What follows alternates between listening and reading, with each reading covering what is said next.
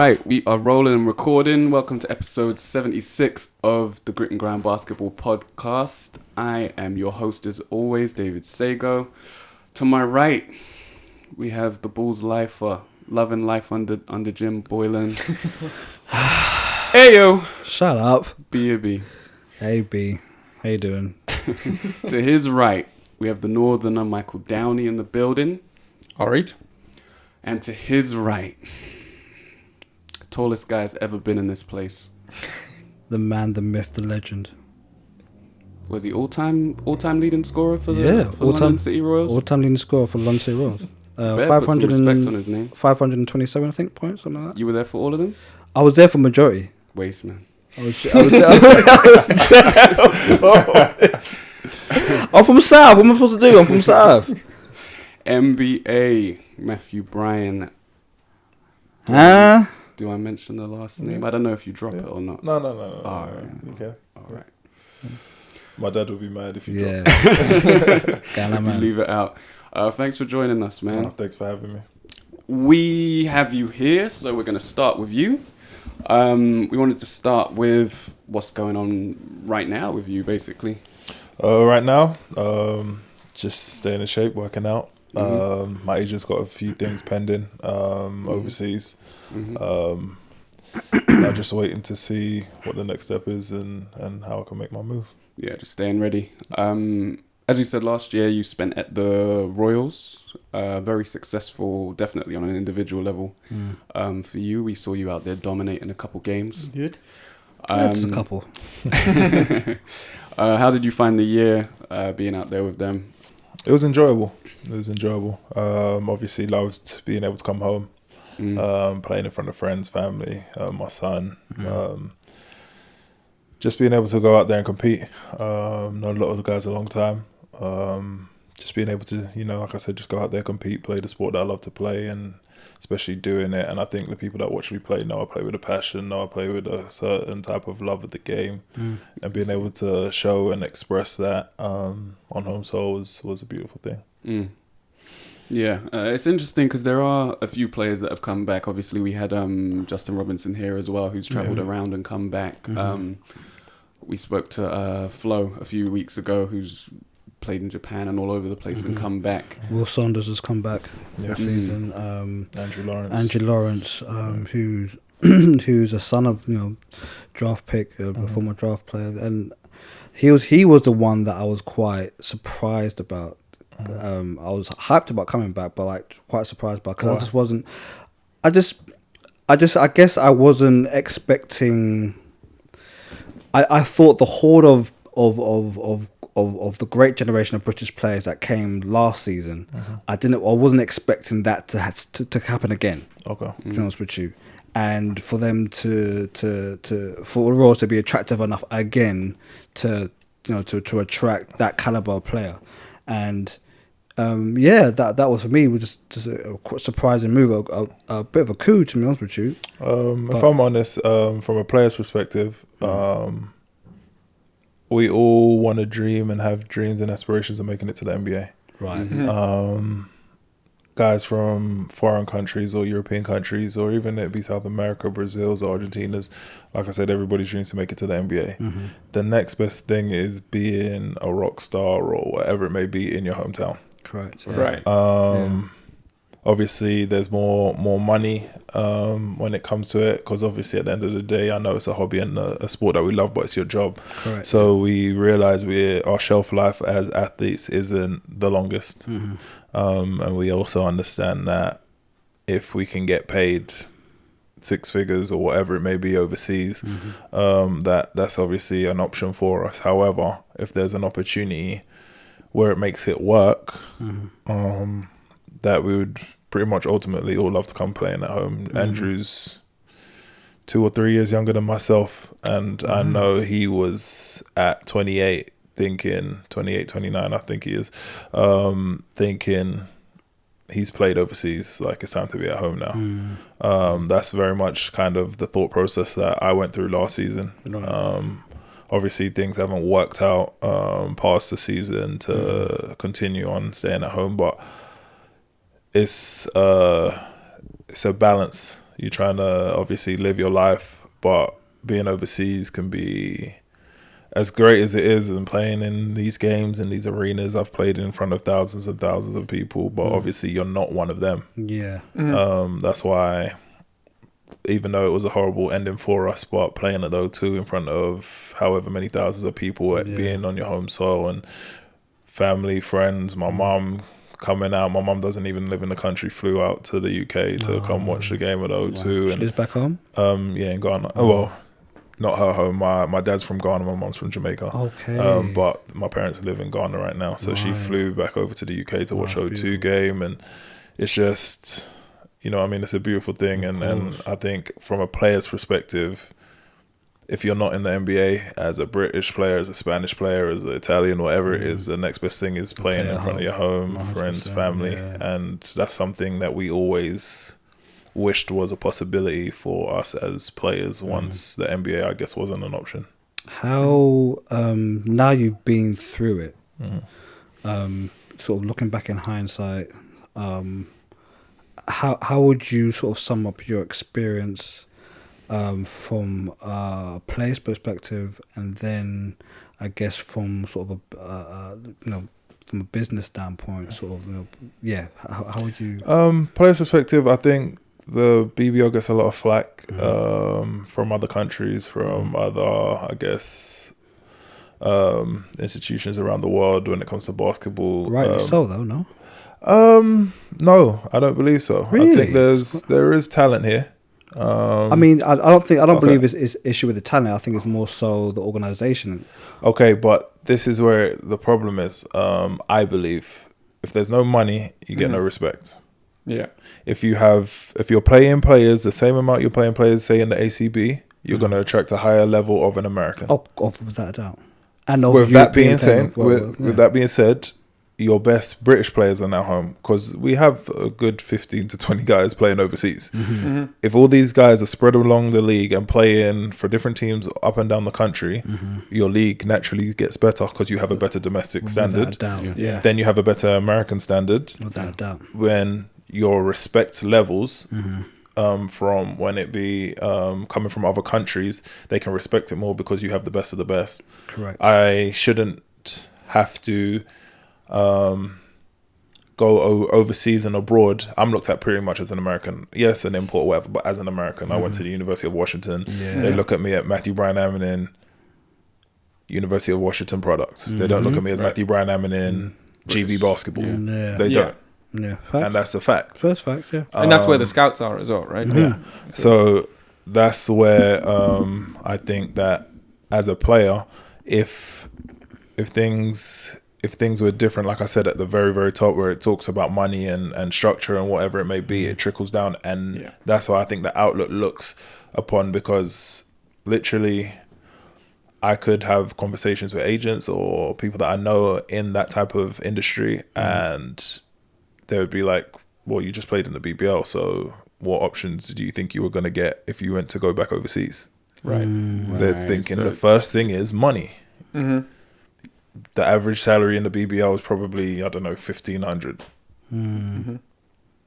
Yeah. How can you go from 1,500 and then expect to make six figures? Yeah, that's a fact.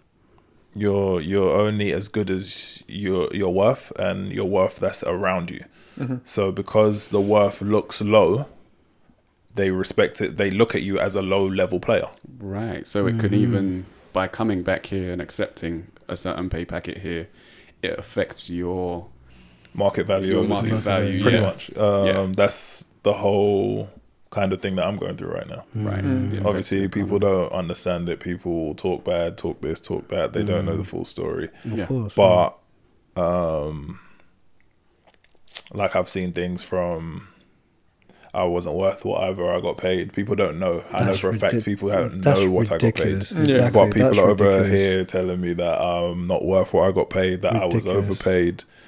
But yeah, the year before I made probably double what I made at the Royals. Yeah. Right. Doesn't really make sense to me. So You are your market value. Yeah. If I've been paid X amount, if I worked a 9 to 5 and I made 50k a year, would I then come and make 25k a year, and then people be like, "Oh, yeah, you overpaid." Yeah. Of course. Yeah. You know what I Yeah, mean? no, So the industry like, doesn't make sense. it's just interesting Yeah. because what people don't understand sometimes, I think, especially in the British community, because of the structure of the league and how everything's been over the last 5 to 10 years. Yeah. People don't understand that there's a lot of stuff that goes on behind closed doors, Yeah. and they think everything should be out in the open. I think I heard another podcast where they was talking about people's or players' paychecks should be Made public. It's a private organization. Well, for what? Does like you work at whatever job that you work at on your day-to-day basis, does everybody in the public know what you make? Yeah. Just because it's a sport Yeah. now, and obviously there's a fan section to it, there's this, that, and the rest, media, obviously, commercial value, and they're trying to work out what this player is or who this player is or what he does, because I know for a fact, for myself, nobody has a clue what I've made when I played overseas. I choose to keep that private. If I wanted to put it on my Twitter, I'll put it on my Twitter, but that's my choice as a person. And your prerogative, and it should be there. Exactly. It should be that way. Because everyone else gets that liberty, but people always try and treat sportsmen, athletes, sportswomen a little bit different.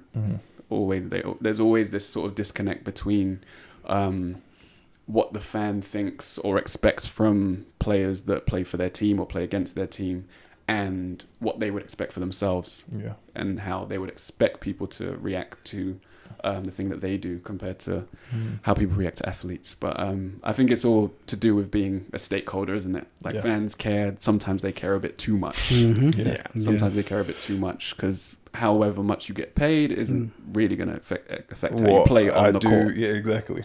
Or how much you train or any of that. But sometimes fans just get it so messed up, so backwards. Do you mind for just 1 minute? Just quickly. What I wanted to ask is just staying on that point of market value and sort of the damaged market value to a player. The rumour going around now is that OVA Soko will eventually at some point play for London Lions.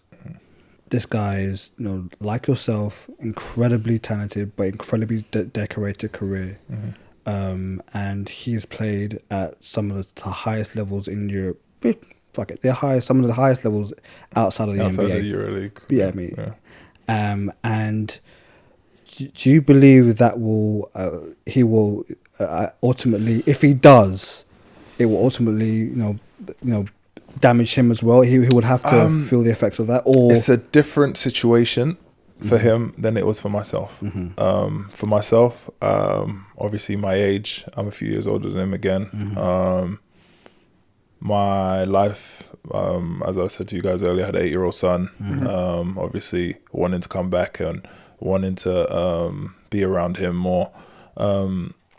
Also, I didn't have any extenuating circumstances that necessarily meant that I had to be here. Right. Versus the basketball world, or the people that know him, know what he's doing. So everybody will hear it. Like I said, I've literally spoken to another guy, or basketball guy agent that's out in Israel, and was like, "Oh yeah, I know about the guy.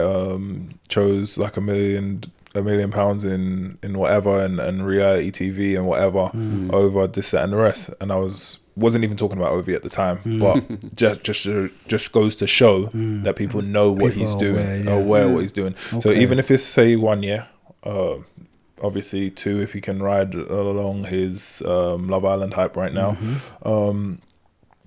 I don't think necessarily it would damage him. However, it will hurt. But you can also ask the same thing if he decides not to play basketball for a year or 2. Won't that also hurt him? Yeah. So for him right now, if he's made, like I said, X out from being in Love Island, obviously people know he's got his ASOS deal and he's got other things going on. Sports thing. Yeah. So like he's making his money. So at the end of the day, basketball is 2 things for us now. It's a love and a passion, which it is for him, and it's a job. Where for him, it's more taking a step back and being a job and it's more being love and passion for the game. So he's got all this other glitz and glam going on where he's gonna have to, like he said, make his appearances here, there, and everywhere. Got other income coming. Coming in. But his love of the game, because I could pretty much name you 10 to 20 players that would have done what he did in Love Island and never touched a basketball again. Yeah. However, if you get it from somewhere, if you can get that income from somewhere else. Yeah. However, his love for the game wants him to continue playing basketball. You see him working out. He posts stuff with Coach Gary Maitland, stuff like that to carry on, because it's just the love of the game. He loves to work out. He loves to play basketball. It's a sport that we've done since we were kids. So it's a great position to be in. To be fair, I mean, hopefully, I mean, I know it's a bit of a tacky way to do it, but hopefully it increases the support for the team, and sort of gets. But that's the thing. The Lions are not that bad when it comes to the support. No. When you look at their venue, that's what throws everybody off. Yeah, because pretty much when you go up to their games, it wasn't the greatest of atmospheres, which was surprising. Last weekend, I know you guys were at the London Derby. I was there too, so it wasn't the greatest of fans, because I think we actually had more fans last season when we played them. However, on a game by game basis, they pretty much sell out the lower bowl. Not sell out fully, but you understand what I mean. It's you have to pick and choose where there's gaps in there, whatever. True. Now, if they're in a smaller arena, that's full. Fair enough. If they're in the same thing, say Leicester have up north, 2,500. That's a sellout. It's packed. Sorry, what they've got going down in Bristol, what they've got, they're sellouts though. Yeah. So when I say in terms of the rest of the league, I'm not saying that they will or they should be able to promote obviously Ovi and use his stardom to generate more ticket sales. Yeah. But there's two issues with that. It's, yes, of course they're coming to see him, but can you turn the odd female, young girl, whatever, into a basketball fan to now keep coming back? It's temporary. That's the problem. It's sort of the stuff that the Royals have got going on right now with the Lab Twins. Yes, correct. If I agree, they're not with the team next season. Lithuania's gone. Is your Lithuanian fans coming back? Are they now loving Orlan Jackman and Andrew Lawrence and Ed Lucas to want to come back and support them without their national guys there? Yeah, absolutely. I've got my own opinions about that. I would love when you come back from being overseas, we're gonna sit down again and we're gonna have a conversation. and I will happily. You can just sort of sit there and just listen to my own sort of opinions on that, because mate, I'm sure you can't wait. please, trust me. I just want to get it off my chest. Please, man, don't get me started. All right, it's what we get every week. It's what we get. So we spoke a bit about you playing overseas. I just wanted you to go into a bit more detail about your travels. How have you found the different countries? I know not every country would have been your cup of tea. I know there's one or two countries. I think there's one country you didn't play a game before leaving. I think you signed with, was it Boca Juniors? Oh yeah, I played. You played. Well, we didn't play. Sorry, don't mean to interrupt you. They kind of doing what the BBL. I think the BBL kind of got it from over there. Right. They have the Super 20, which is a cup. All the teams in the league are in a cup first. So I was there, played in the cup, played about 7 or 8 games before I ended up leaving. But I was playing. It's kind of the Pro A the French Pro A kind of kick off with the cup competition. Cup. And they just changed it recently as well. But the first place that I'd seen it was in Argentina. Right. All right. So like coaching wise, how did you find it abroad? Language barriers?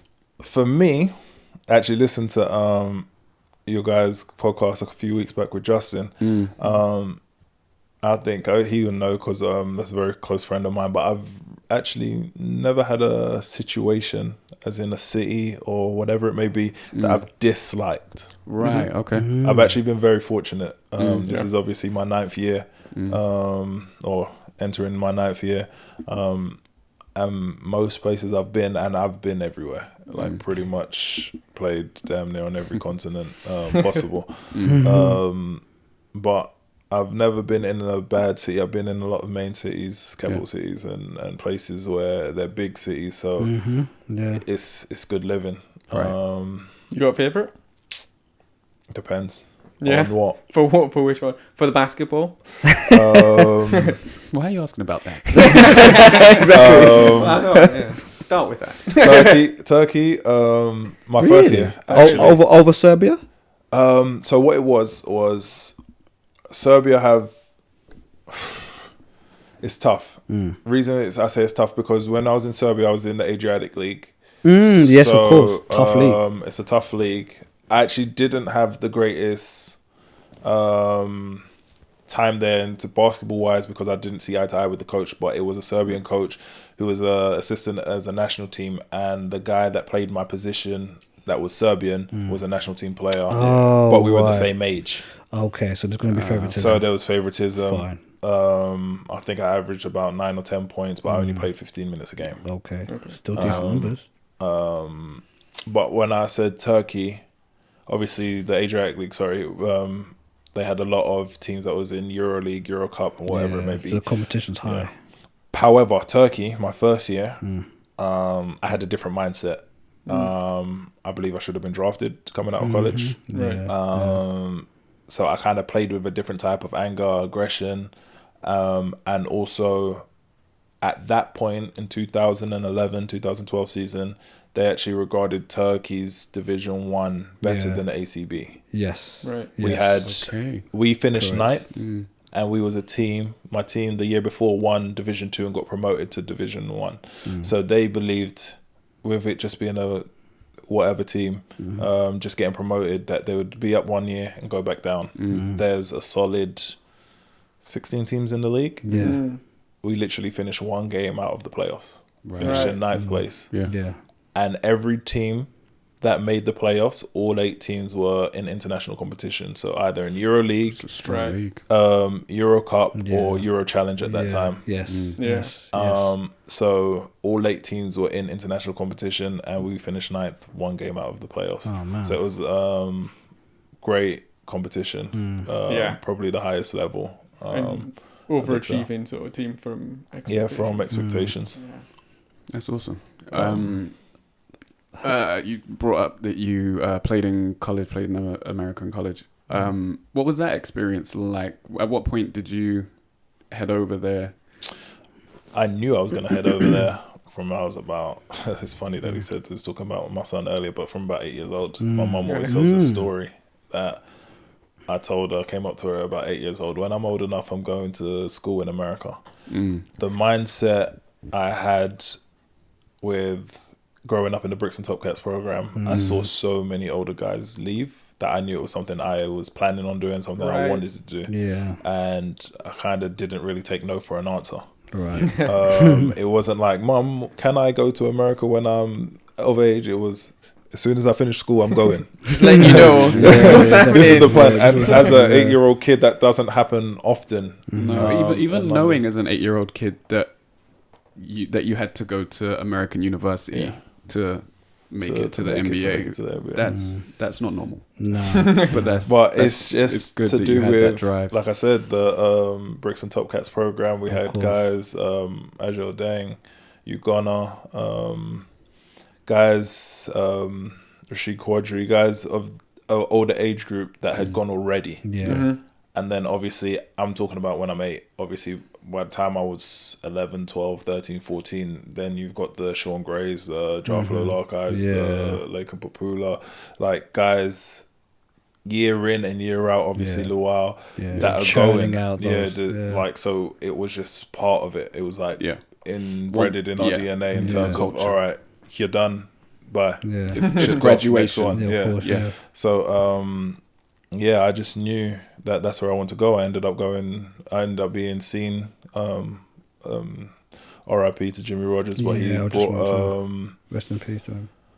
The assistant coach of UConn at the time. I was only 15 years old, to the rec, to see me, spotted me. Obviously I was too young to go to university, and then he kind of got in contact with a prep school in Connecticut and then got me out to prep school. And then I was there. I left right after my GCSEs from a young age, and then I was there for 3 years. Had offers from all over the place, and ended up choosing University of Washington. And it was obviously, as they say, it's some of the best 4 years of your life. Yeah. How was? Sorry, I just got to come in with some humor. Oh. You obviously would have received offers from different colleges and stuff.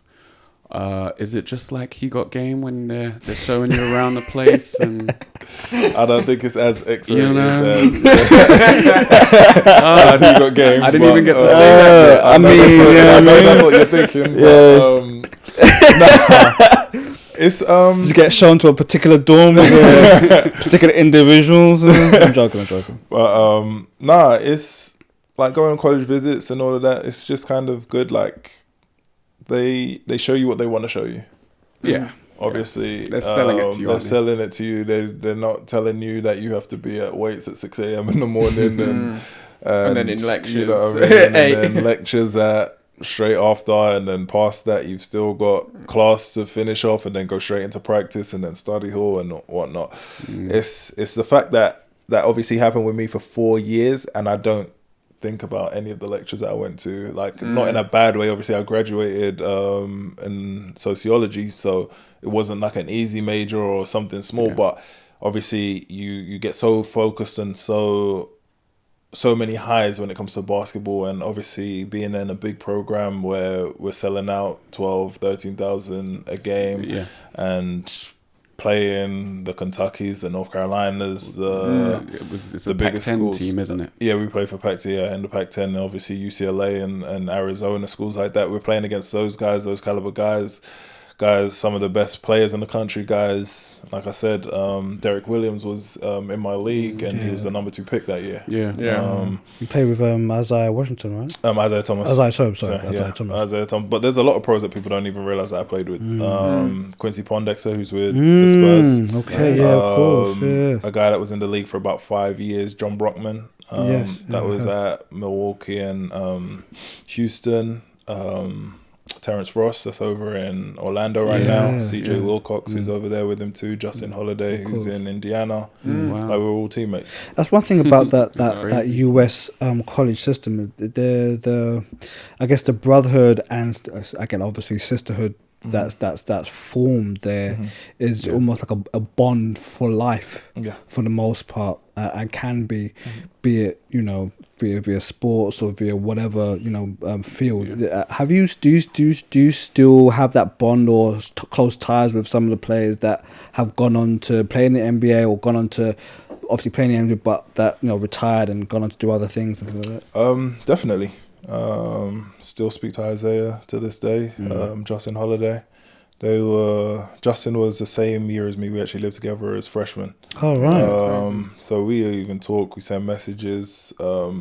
He'll see my Instagram story, see some of the stuff I'm doing with my son, and be like, the things we do for our kids these days. Like, we never got none of this growing up. So obviously it's just like regular talk. They're regular people. People don't understand this. The same way if I made it to the NBA, I could still be sitting there having a podcast with you guys. And I'm talking or whatever. And then somewhere much nicer. But just people don't understand. And it people don't realize that as much as you see, it's the same thing that you see BBL players do, put in the work, put in the hours in the gym, it's the same thing that they're doing. Obviously, it's just on a bigger scale.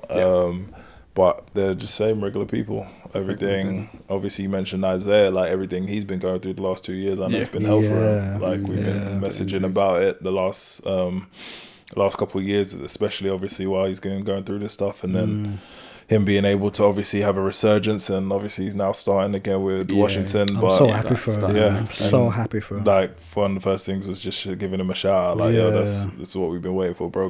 Go get it again. So he's been able to bet on himself and take these 1 year deals to try and prove to people that he's back, and he'll be able to do what he did or surpass what he was doing. And, absolutely. And I'm just, like I said, just happy for a friend of mine to be able to be in that situation. Yeah, and it's about, we'll probably touch on this more a bit later, but it's about the human side of it, isn't it? Yeah. Like people, I know he played for my Lakers, now he's playing for Washington, he played for the Nuggets last year, and I'm sure when you're a fan of the team, you're thinking, oh, why isn't he doing this? Why isn't he doing that? But when you think about what he's actually been through, from his sister passing, during the playoffs, and he played through it, like all the of what he day. did for the team, and then just to be shunted out in a trade, with playing through the injury as well at the same time, and he didn't have to. But he did it because for the love of the game, you know. And it's kind of like the Kevin Durant situation. Of course, coming back, and people don't realize like these guys are human. Like they're not robots. Yes, they get paid X amount of millions, but they're not robots. Like they break down just like everybody else breaks down, and people don't realize like when they're telling you or when they're showing you they're on their last limbs and their last leg and their whatever, their bodies ready to give up on them, like it literally means that. And obviously he went through that, like obviously like we were saying, Kevin Durant and guys that do that, and then people kind of take a backlash, like you said, fans sometimes or whatnot, as if the fan was in their position they wouldn't have done the same thing, or they would have done anything different. Obviously another person close to me, Luau, doing everything that he did, and going to the Lakers and their front office changing and deciding to go in a different direction, and then he gets killed over social media about how much he's made or what he's making, and he's not playing. But it wasn't the people that brought him in. If the people that brought him in was still there, I guarantee you he'd be playing. So. Same happened with Nash at the Lakers. Like nobody's immune to that sort of thing. He got injured. You said 2 times start, MVP, like, and and then people are complaining, "Oh, you're making this much." Yeah, okay. If I wasn't injured, I'd play. And his body broke down as well.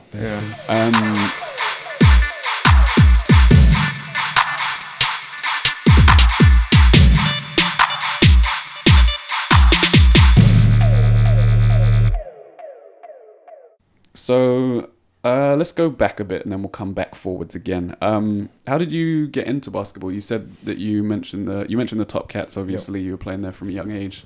But what was your first sort of, as far back as you can remember? What was your first introduction to the sport? For me, my older brother.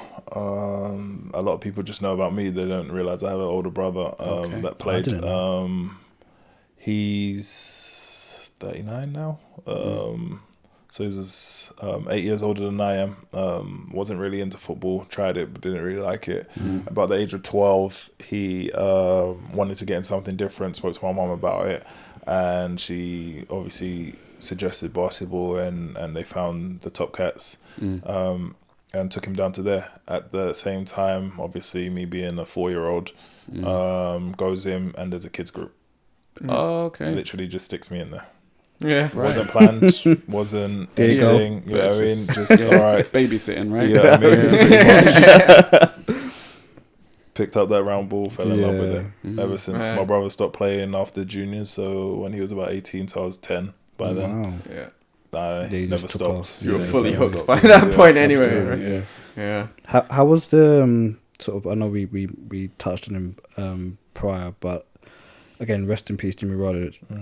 How was sort of that experience sort of with him, and what are the type of things that you learned from him, and sort of can you give sort of us the listeners something, a little piece of him that's been left with you? It's funny, people that know me, that know my relationship with Jimmy, would be like, these two hated each other. Growing up, literally, it was hard. No, but there's different levels to how he is with certain players. Okay, right. So, I was always the bottom of the barrel. I could never do right. This, that, and the rest. Gone through it my whole time with Jimmy. But the reason, obviously, that you don't realize at that age, obviously you do once you get older, is. Even up until now, I mean, literally having a conversation with Justin over a year ago when he was passing, or maybe afterwards, around that time, but he was just like, and Jimmy used to say stuff like, yeah, Matt could be the most talented, or if not the most talented kid I have ever coached. And I'm looking at Justin like, you're crazy, bro. Like, all he used to do was kill me, rip me apart, this, that, and the rest. Yeah. Even when I left and came back, he didn't even tell me I was talented then. Like, what makes you think all of this was going on? And he's like, I don't know if it must have been around the time he was passing or he was getting to his last few days, because he was like, I don't know if it's obviously everything he's going through, he knows what's going on. He's just talking to me about a whole bunch of random stuff and this, that, and the rest. And I remember having a conversation. It was myself. There was a few of us actually. Andrea Norton, who's the assistant at the Lions. Jarflo, Lake and Papula, Justin. Was Justin there? But my mum was there, and we're all sitting down. We're in his house, in his front room. We're all sitting down. It's like literally days before he passed, and he's just talking about everything. And then like he just looks at me, and then everybody kind of goes quiet. And I'm like, "You're right, Jimmy," and he's just like, "Yeah." One thing I loved about you, Matt, was it didn't matter what was going on. You were so hard-headed. If you knew you was right, you was right. And that's what made you the type of player that you are today.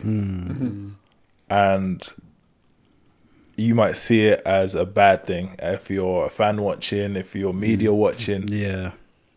If I'm fouling somebody, I'll put my hand up. Yeah. If I don't think I did something, I might talk to a ref. I might give him a little smack on the butt. I'll be in his ear, and everyone's like, "Why does Matt talk to referees so much?" Yeah. No, he's actually working the referees. He understands that he doesn't think he did something wrong. However, he's having a conversation to find out what what was seen from the referee's point of view. Yeah. And now he's having a conversation, well, you might want to check that again, or if it happens next time, this, that, and the rest. And it's just kind of been like my mindset. And like me and Jimmy, like I said, we used to not see eye to eye like when I was a lot younger. But I can't say I didn't love the man. Of course.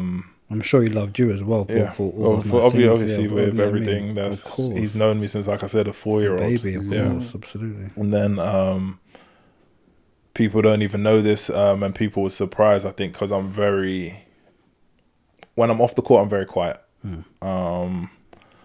I'm very kind of standoffish sometimes. I'll be keeping to myself a lot sometimes, especially going overseas and being able to obviously develop my game in a foreign country where I'm not with my friends, I'm not with my family. You kind of learn how to be isolated and kind of internalize a lot of things. But at his funeral, I kind of broke down, and that was, I think, the first time, obviously, a lot of people around had seen me from a 4, 5, 6, 7-year-old all the way up and seen me that emotional, and then realized like how much he meant to obviously myself and so many different people. Yeah. Well, again, just to say that God bless him. Like, just rest in peace. Rest in peace to him. I haven't got outstanding queued up. No, you don't. So I said we would go back to come forwards again. That's how you got into basketball. How did you get into the NBA? Just NBA information or NBA stuff started off, I guess, my senior year. I had a good junior year, a solid junior year, good second half of the season. Myself, Isaiah, Justin, Holiday, myself and Justin were seniors. Isaiah was a junior, but we just knew like Isaiah had been a big part of the team his first 2 years. He came in as a freshman and was putting up big numbers and kind of had the freedom. Myself and Justin kind of had to work our way up.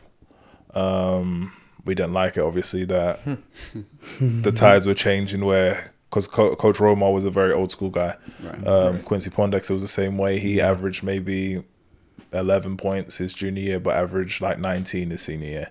Happened with Brandon Roy. Averaged maybe around the same thing, ended up averaging like 20 points his senior year. So we kind of looked at that mold and knew, obviously, like this was kind of our time, myself and Justin. Right. So we knew a lot of the responsibilities would fall on us. I maybe averaged 9 or 10 points my junior year. Went up to about 16 my senior year.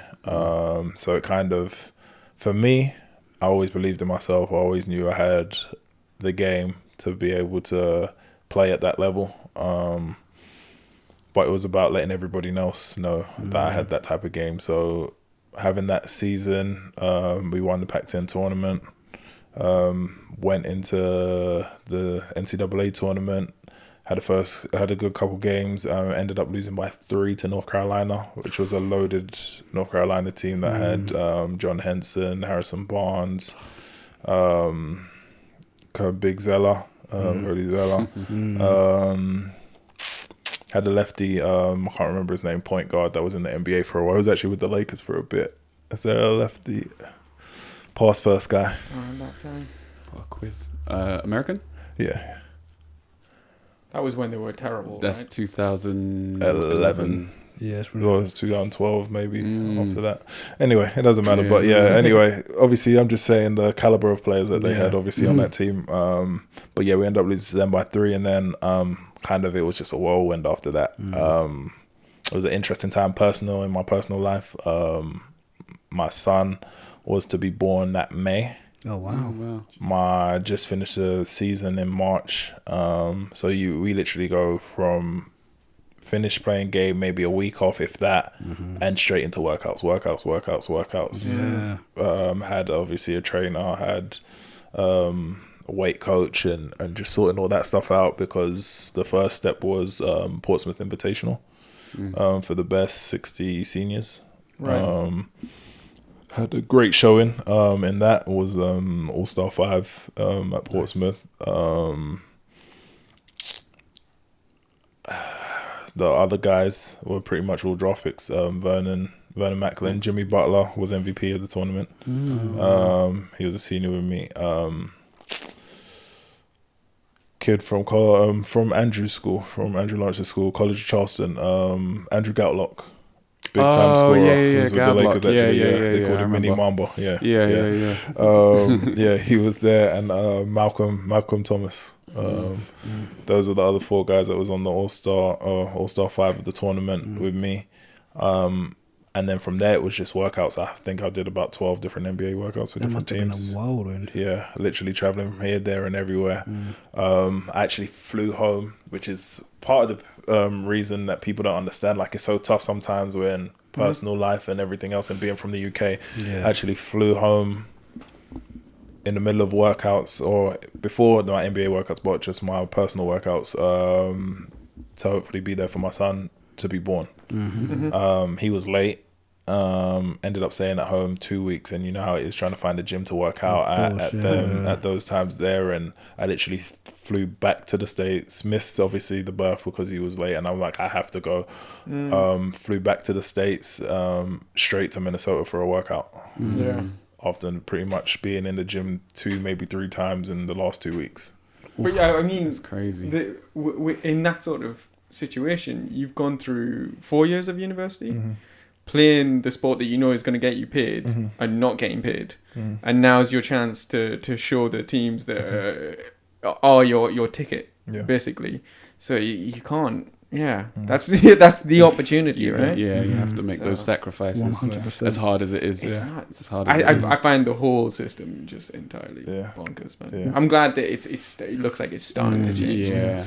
With sort of that, and don't want to draw this out too long, but with that experience, did you have you paid attention much to sort of the draft experience, as it's become such now a commercialized thing? It was commercialized very much then. Of course, but now it's like a real sort of like day to day. I think what it is now is that the more star power you have, it becomes more globalized. Right. Obviously, I was living in America at the time, so I knew I could see the draft every year in, year out, how they're doing it, going down to New York and whatever it may be. So for me, it hasn't changed much. Okay, that's interesting. Because it's just the day-to-day knowledge for, say, the average British fan now sees it more, or sees it how maybe the Americans have always seen it. Of course, right. So for me, it hasn't been anything. Obviously, to me, that was the worst, one of, if not the worst day of my life. I had a couple of teams that I was speaking with that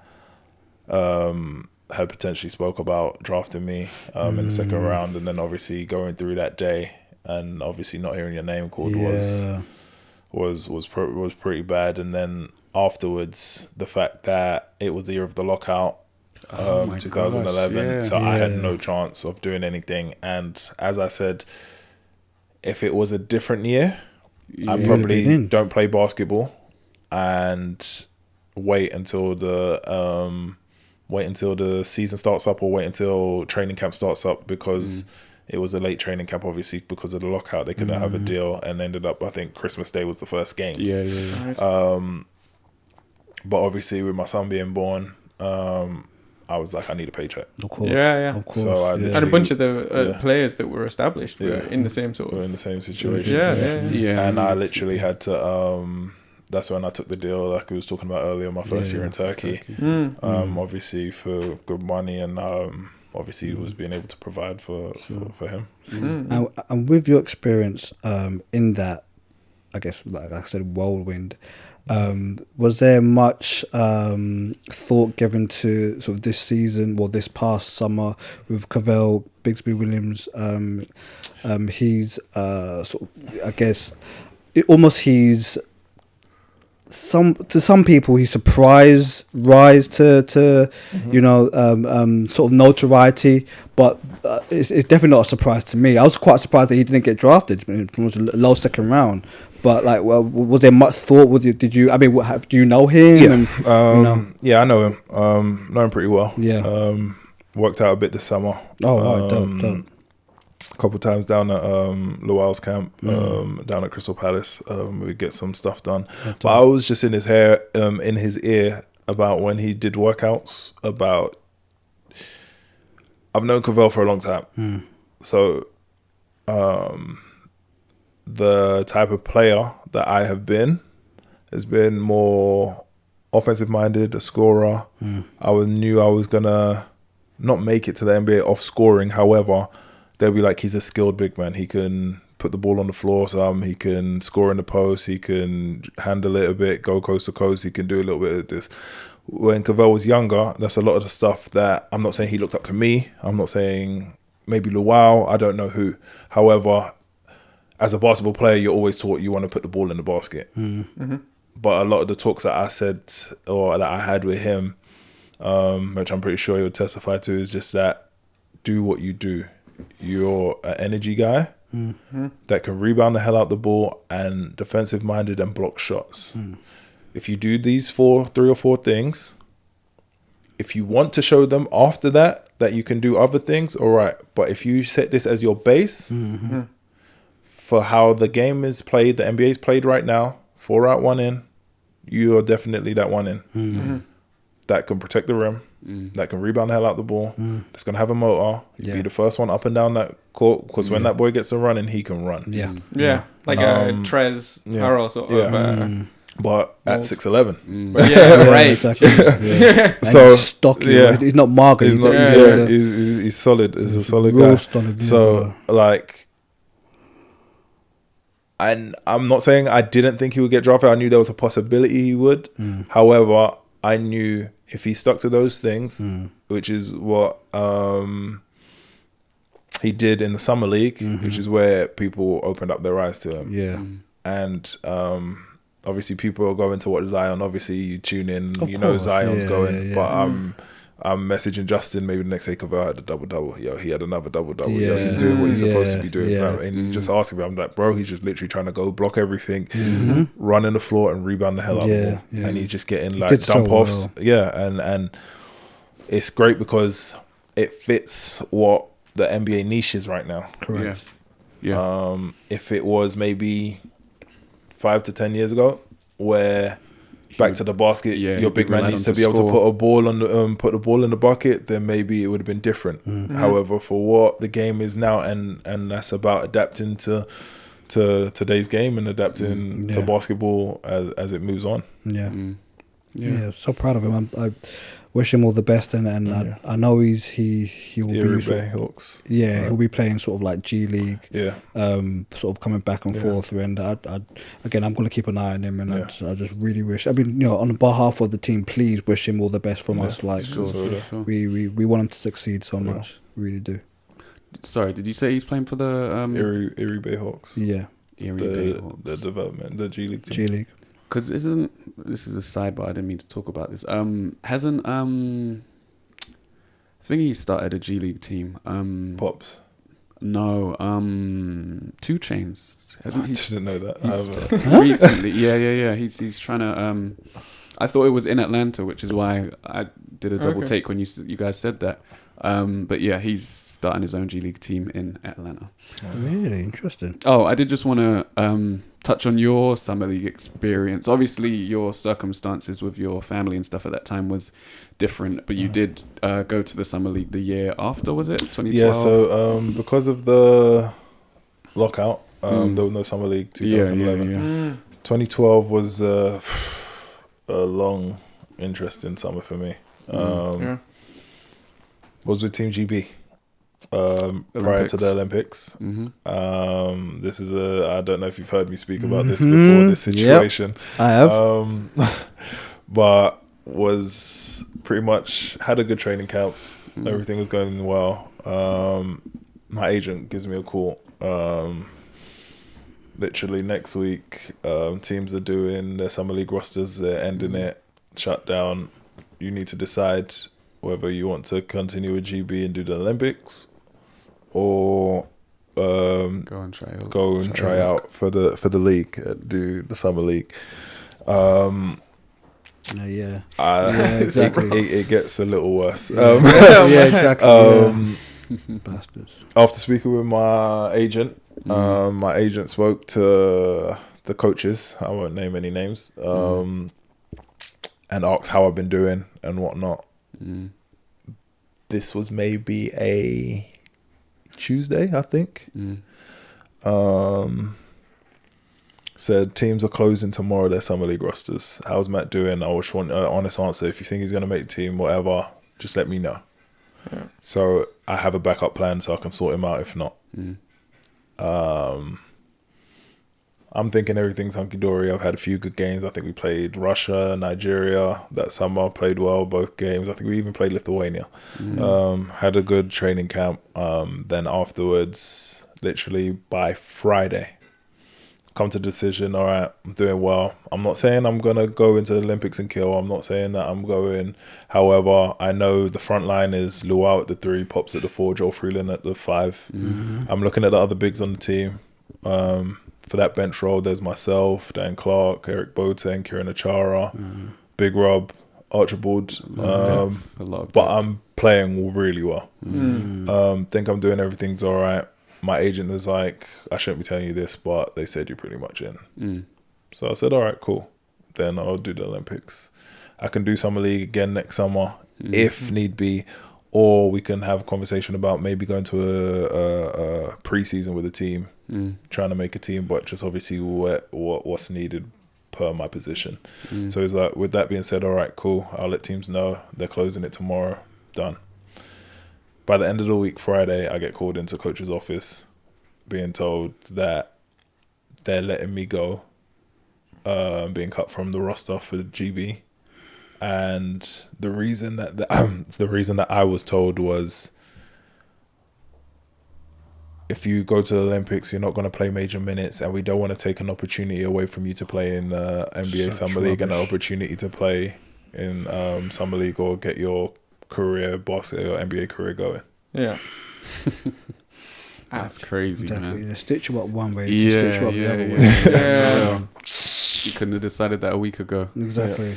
So that being said, I was last minute put on with New Orleans, my first summer league experience, and it went from a high to a low to like so fast from a low to a high to a low so fast because obviously I was late being added to the roster. Literally nobody knew who I was. The players knew who I was because obviously these are guys that I played against in college and whatnot. So it's always mad. Yeah. But I go to the gym, there's obviously 25 players at mini camp. I'm the only player with no name on my jersey. It just looks like, you know what I mean? Yeah. But within the first 3 practices, I go from being on the fourth team big man, to being the first 5, 1, 2, 3, 4, 5, my name gets called. Right. So this is a couple practices in. It's only like a 3-day camp, but we're having 2 a days. So this is like maybe day 2. like our second session. Yeah. So I'm like, all right, well, that's first step. Forget whoever's in this building. Like, you've done what you had to do. You've pretty much secured a starting spot. Yeah. You got to go into Vegas and we just got to eat. That's my mindset. Just eat, just eat. We get to Vegas. We have one practice the night before, or maybe we say we get there in the morning. That evening we have one practice, we play the next day. Get there, who shows up to practice? Lance Thomas, already on the roster with New Orleans. And they say, oh, Lance was up here with the NBA select team, the select team that practices against the Olympic guys.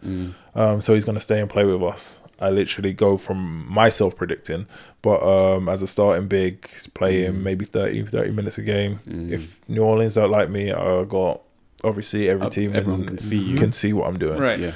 Literally, I was the first big off the bench and played 8 minutes a game. Man. It was like ridiculous. And then they have their ties. Obviously, he's under contract. He doesn't play big minutes for them. So they're using it as developmental for him to become, more comfortable in the system, more in the schemes and whatever it is, and show that he's obviously above playing at this level, but just getting more experience. Getting reps up. Needs to prove it. Yeah. You see? So when we were telling you that Jared Allen should not have been on the Nets Summer League team, he was taking up someone's spot, man. Fair enough. Let people shine. Fair enough. Fair enough. Yeah. Good point. Exactly. What's the difference is? I just the like the difference is though, with Lance, he wasn't playing when he was at New Orleans. He was there, but he might have been the 15th, 14th guy. What I don't understand about Jared Allen, like, he played major minutes. Yes. It didn't make sense to me. In the playoffs. Yeah. Like, that didn't actually make sense. Yeah. Like, I understand, obviously, you could just be like, it's more, getting up and down. I know he's a young player. Yeah. Yeah. However, you know what you're going to get from him. Yeah. You don't bring him back in, and he's starting over DeAndre Jordan. Yeah. He started the season over DeAndre Jordan. Yeah. Like, that's a vet. Yeah. That's not like lost it. He does it. They're the exact same player. DeAndre's got more weight on him. They do the same thing, but basically, you're starting him over him. So like, you wasn't worried about minutes, and you know what I mean. So almost, what was the point of having him in there? Yeah. It's a risk. It's a massive risk as well. Like, anyway. All right. Damn it, man. That is brutal. That is really. Personally, I'm still like, I don't know. Don't want to sort of get too much into it, but the most dominant, 4 or 5 that BBL has seen in God knows how long, for him not to get selected for the national side is ridiculous to me. But we'll leave it there, and that's just how I feel. Yeah, especially at the age you were as well, because that would have been great for your development. Home Olympics. Anyway.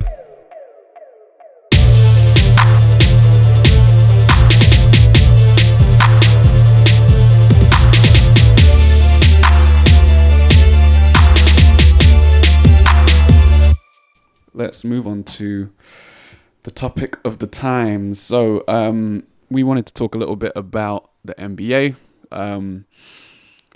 The surprise teams so far this season. It's only been, 2 weeks of the season so far. We've got some teams that have done really well in a surprising sense, and some teams that have done poorly. So let's start with the positives. So surprisingly good teams. I wanted to start off with the Suns. Yeah, I was going to say you have to be. You have this to. Guy. Let's start off with the Suns. Yeah, we don't all have to have a separate team or anything. We'll just talk. We'll just bring up the 2 or 3 teams that fit each description. The Phoenix Suns, man. I found myself a couple of weeks ago. I think I was watching the Clipper game. I think I also watched one of the close games that they lost. I know they lost to the Nuggets. They've only lost one. No, 2. They lost 2. Oh, okay. Yeah, they lost to the Nuggets the night before, and someone else beat them in the clutch in the last 2 minutes. Sure. But yeah, they've now beaten the Clippers. They've beaten the Sixers. Yeah. Utah beat them. Mm-hmm. Yeah, that's it. That's the game that I watched, and I found myself watching it and being like, not only are they good, I really like this team. Like, I really like the team. I like the way it's constructed. I like the depth. With Tyler Johnson coming off the bench for Ricky Rubio. Obviously, Devin Booker's the centerpiece. Baines defensively and stretching the floor as well. Saric is there now, right? Yeah, Saric is over there. Kaminsky as well. You got rid of him. Bridges defensively, and they're rookies. Yeah. You were mentioning earlier that they're NBA ready. Yeah, Ty Jerome and Cam Johnson. It was funny watching draft night and just the fallout from US media, just saying, what they do in drafting so old and or older players, and I knew I just got it instantly. They hired at that point they had hired Monty Williams. Yeah. And I knew that it wasn't for them. It wasn't about development. It was about, can we hit the ground running, and can we make the best of what we've got, and do we don't want to have to develop as much as we have done, and for it to go bad in the past. Exactly. And they again, like you said, they drafted seniors or juniors that are NBA ready. Ty Jerome, Cam Johnson, that could just come in, almost plug and play in Coach Williams' system. Especially after the horrible season they've had last season, or the couple of really bad. Yeah, I mean, but particularly last 2-3 seasons with their draft picks. They had high expectations. Exactly, last year. To say that is totally understandable. I think also where they were picking, are you naturally going to get somebody that you think is going to develop into a star? When you pick a Devin Booker, you see him being a star down the line. When you pick a DeAndre Ayton, you see him being a star dominant force down the line. At that pick, or those picks that they had, they want immediate impact. Correct. Yeah. Play a role. And what's going to happen is, like you said, when it's juniors, seniors, they kind of, what you're going to get. It's like when you see a guy like Josh Hart come into the league and play better than Brandon Ingram. It's because he's a 4-year guy that's won a national championship in college, and you know what you're getting right away. Not saying that his ceiling is higher. No. However, but he's ready right at the moment to give you some type of input, some type of positive on your season. And it's about, when you're doing that, it's about signing players, first of all with the right mentality, but also with an NBA skill, like you said about rebounding, defending, doing those things. If you can come in with an NBA skill, Cam Johnson can shoot the ball. Yes. He's going to come in and make shots. So that means you're immediately a ready-made role player for the team. And I think the reason they did that, not just so that they could contribute straight away, but you're looking at Devin Booker's timeline. And you're saying to yourself, we have to build around him now. We have to not piss this guy off. Exactly, because although he's very young, that contract, he's gonna, regardless of that contract, he's gonna want out. Like if they're not showing any sort of fight, let's be honest with you, regardless of progress, like that's all they needed to show. Basically, you're right, 100%. But they got lucky against my Sixers. Let's be real. Nah, they outplayed you lot. Not playing. Tybal got 4 fouls in 4 minutes of play. That's on him. That's on him. It is. That's on him. But I mean, the Embiid thing does make a difference, definitely. A little bit. But Horford played out of his skin. Yeah, he did. He really did. Yeah, that putback that he had in the fourth. I was like, how old is he? Whose legs did he steal for this one, man? Simmons didn't have a very good game. I didn't think. He was quite passive. Yeah. How do you like Baines over without no Ayton right now? Well, go ahead. Say what you were saying earlier. I think they play better without him, without Ayton. I think if they continue on, which, don't get me wrong, let's say, because he's out for like 108 games, basically, Ayton. But if they're able to... What? Is it 108 No, games? It's like 20.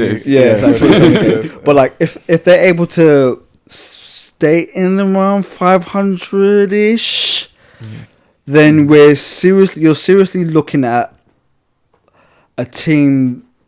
He's a high draft pick, number one. They're not going to get rid of him. Yeah. But it's like how do you get him re-immersed in the team when they're playing better without him?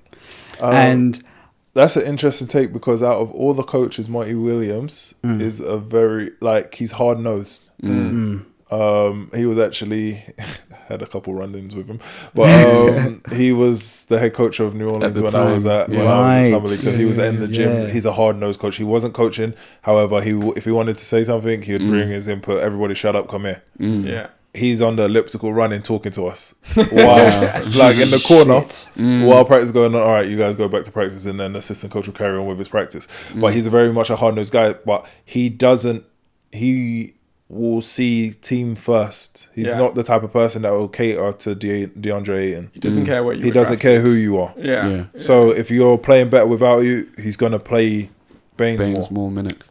You see, and I think. So what are you saying then? I mean, I'm not saying it's you very early. It's very early to say. True. Because their veteran presence, the addition of Rubio, the addition of the guys that they have, is what's helping them get off to a good start. Yeah.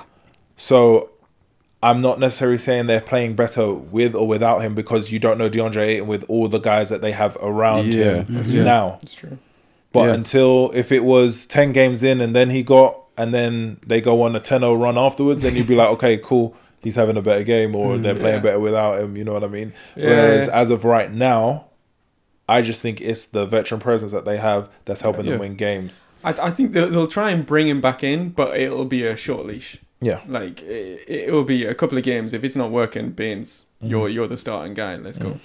Yeah, but and I don't know if they would drop him to the bench, but I do think it's more about minutes management, isn't it? Per game. Who's going to end the game, Ending the game and is things big, like that. And I was saying to Io earlier, my counter argument was, although Baines is playing amazingly, Kaminsky's up and down, so there's room for a second big. It's not like it's not like he would be completely out of the rotation. He'll get his time. He'll get his minutes, and I think he'll enrich the team. I think he'll make them a better team when he comes back. Even with that being said, there were times at last season where Ayton was dropped for some of the final moments of several games. And that's telling in itself. And if we're going by what you're saying, obviously your NBA experience with Monty being a hard-nosed coach, taking no shit type coach, like Jim Boylan. Old school. with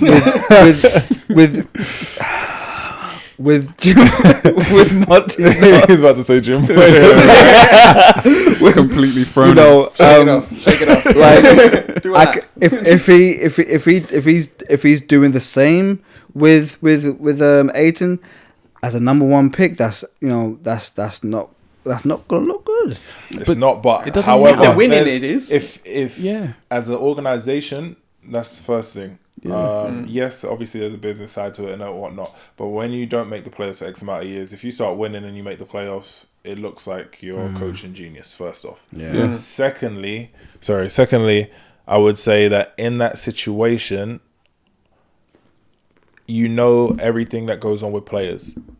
Don't tell me there's not teams up and down the league that won't want DeAndre Ayton. That's a fact. 100%. So before he gets into any type of contract here, not saying he's going anywhere, you just look at what you can get for him because he's so highly coveted. You check the temperature.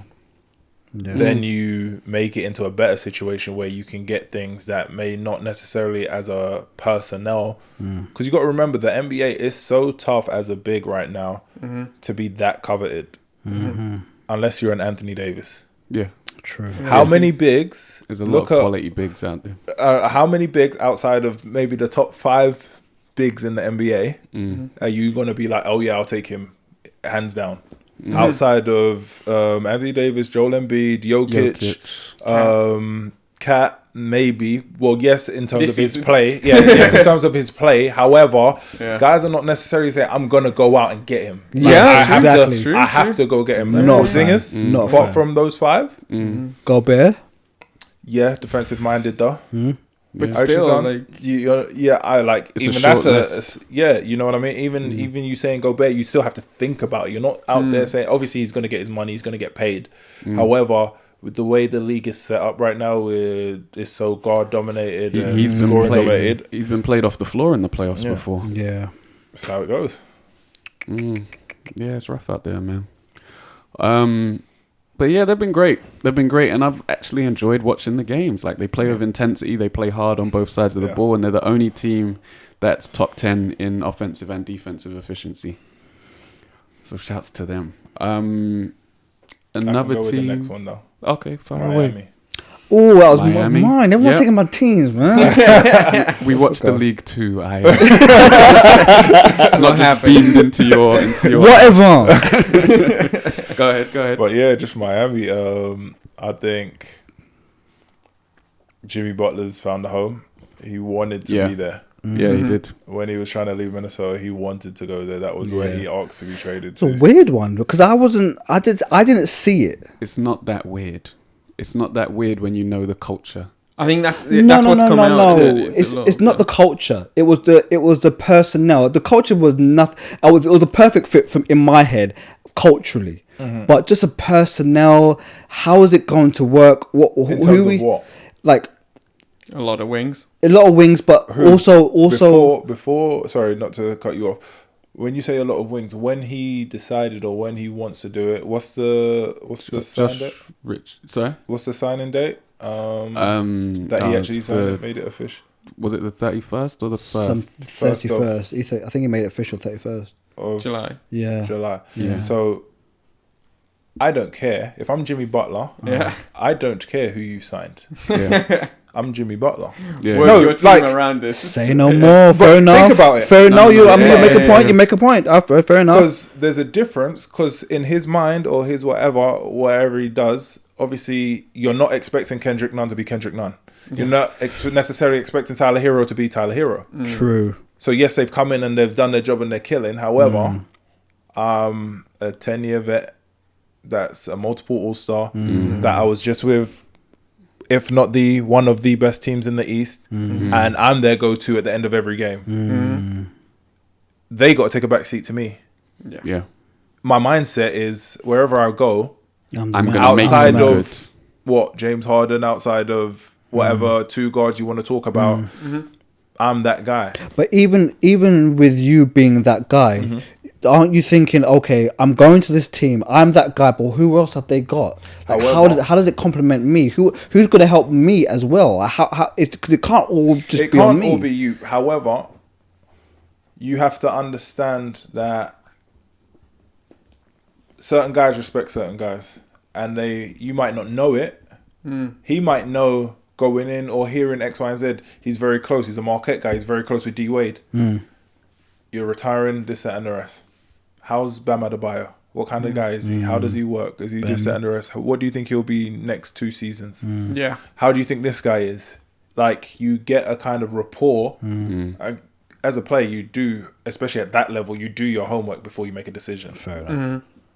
Fair enough. Yeah, I mean, it was so sort of out left field that it had to have been a well thought out decision, right? Yeah. Like, and yeah, But- it doesn't immediately sort of scream, "Oh, that's a good fit." But going from Philly, where you've got big personalities that are fighting for that sort of thing, And That's where championship there's a problem. expectations. Yeah. Because No, that but was that's the where difference. there's a problem. Sorry, that's where there's a problem. What people don't understand is he wanted to go there before he went to Philly. yeah, Everybody's okay. I comparing didn't it to know that. Philly. Yeah. He demanded to leave Minnesota when he was upset with Cat and That's those true. guys to go to Yeah, Miami. Yeah, Oh, Miami was the really? team. I Yeah, didn't Miami realise was one that. of the teams on his list. Yeah. It was the number one option. His Yeah. number one Yeah, option, yeah, he that's said true. at that time, was Miami. If I could go anywhere, I want to go to Miami. That's like when, obviously, the Paul George situation, he ended up going to OKC, and then OKC helped him stay. However, he was like, when he was leaving Indiana or whatever, he wanna was go to like, LA. I'm going LA. Man. Like, I'm going LA. Like, him and Russ, okay, I'm not saying they weren't able to persuade him to change his mind or whatever. However, everybody else was like, everyone in the organization was, we're fixed on making you stay here. Yeah. How do you know it's not the same thing for Jimmy Butler? How do you know he was like, I'm going to Miami? He gets traded to Philly. Yeah. Obviously, with the opportunities of winning the ring and X, Y, and Z, but they didn't do it. No. He's not in the mindset of these guys bust their ass. They're not from where I'm from. They're not built. Their DNA is different from me. They're pretty boys. They don't bust their ass every day. That's right. They're Came up in lazy. Chicago, baby, huh? They're lazy to me. So he's not mentally happy. Yeah. He's like, Yeah. Miami's where I wanted to be, so I'm gonna go to Miami. Yeah, Yeah. fair enough. He's gone to the house of the dogs, really, culture of the dogs. But that's what they've looked like on the court. They're just out working teams, out hustling teams.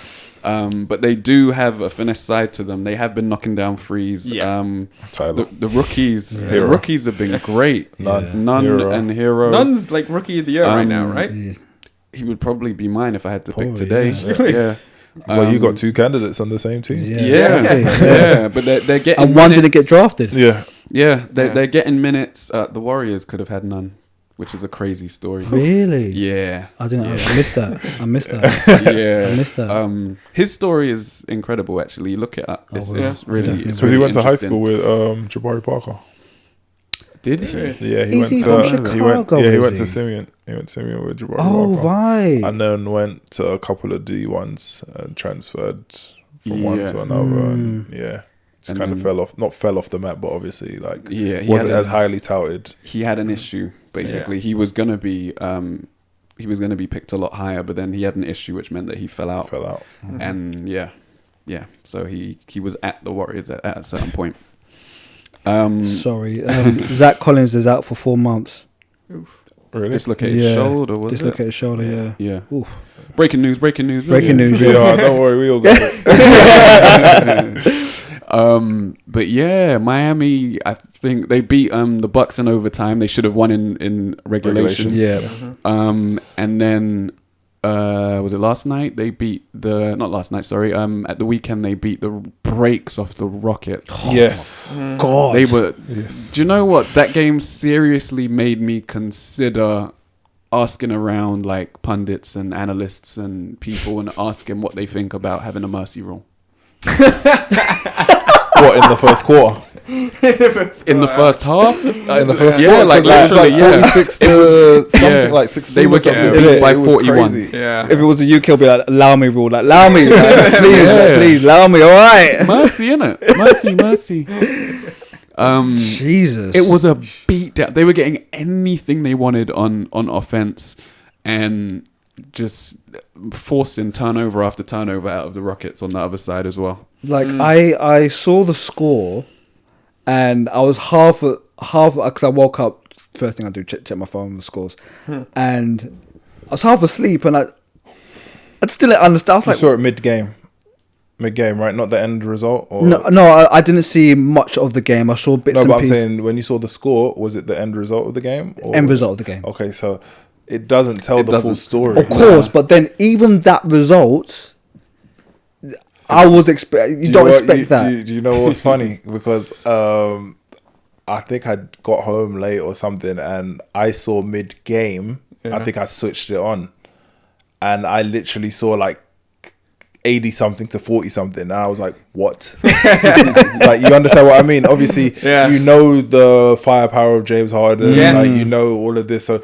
in your mind you're not I'm like, bro, even if you're down X, Y, and Z, that no, James ain't gonna not score 40, or you know what it is. The thing There's is, no is way. the app not working? Yeah, Is this like got to switch something's around? going wrong. Like, Yeah, I saw yeah. it mid-game, so I saw it at points where it was at its worst. Yeah.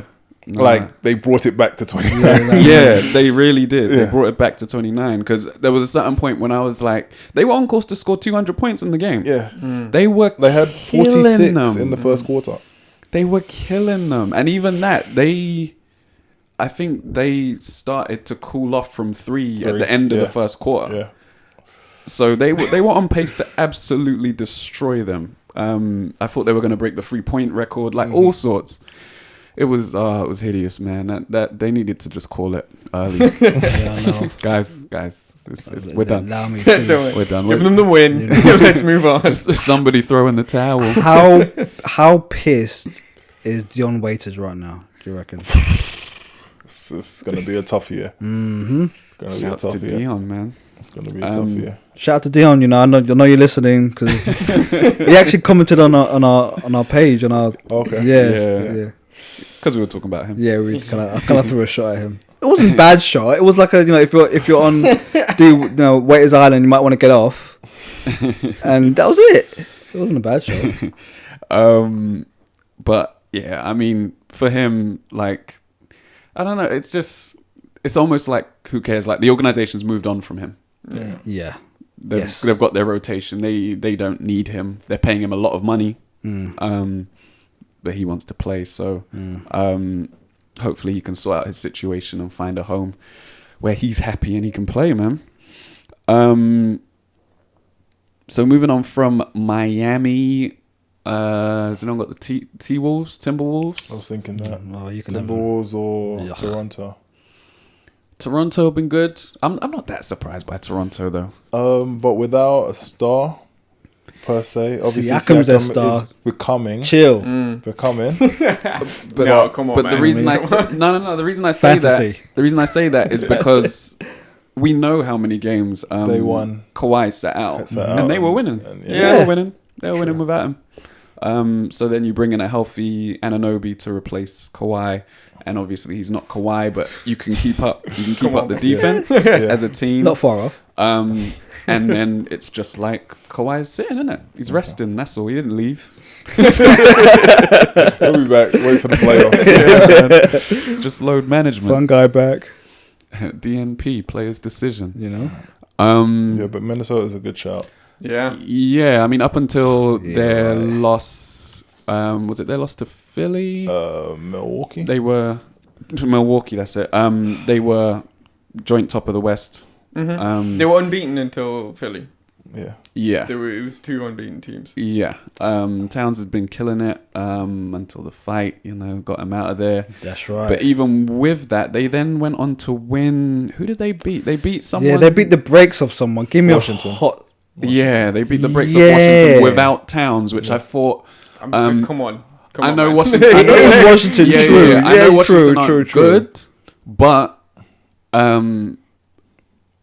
is there that big of a difference between Washington at full strength and the Timberwolves without Towns? Right. Yeah. For a season or whatever it may be. Yeah, That's fair enough. That's fair enough. That's an impressive win.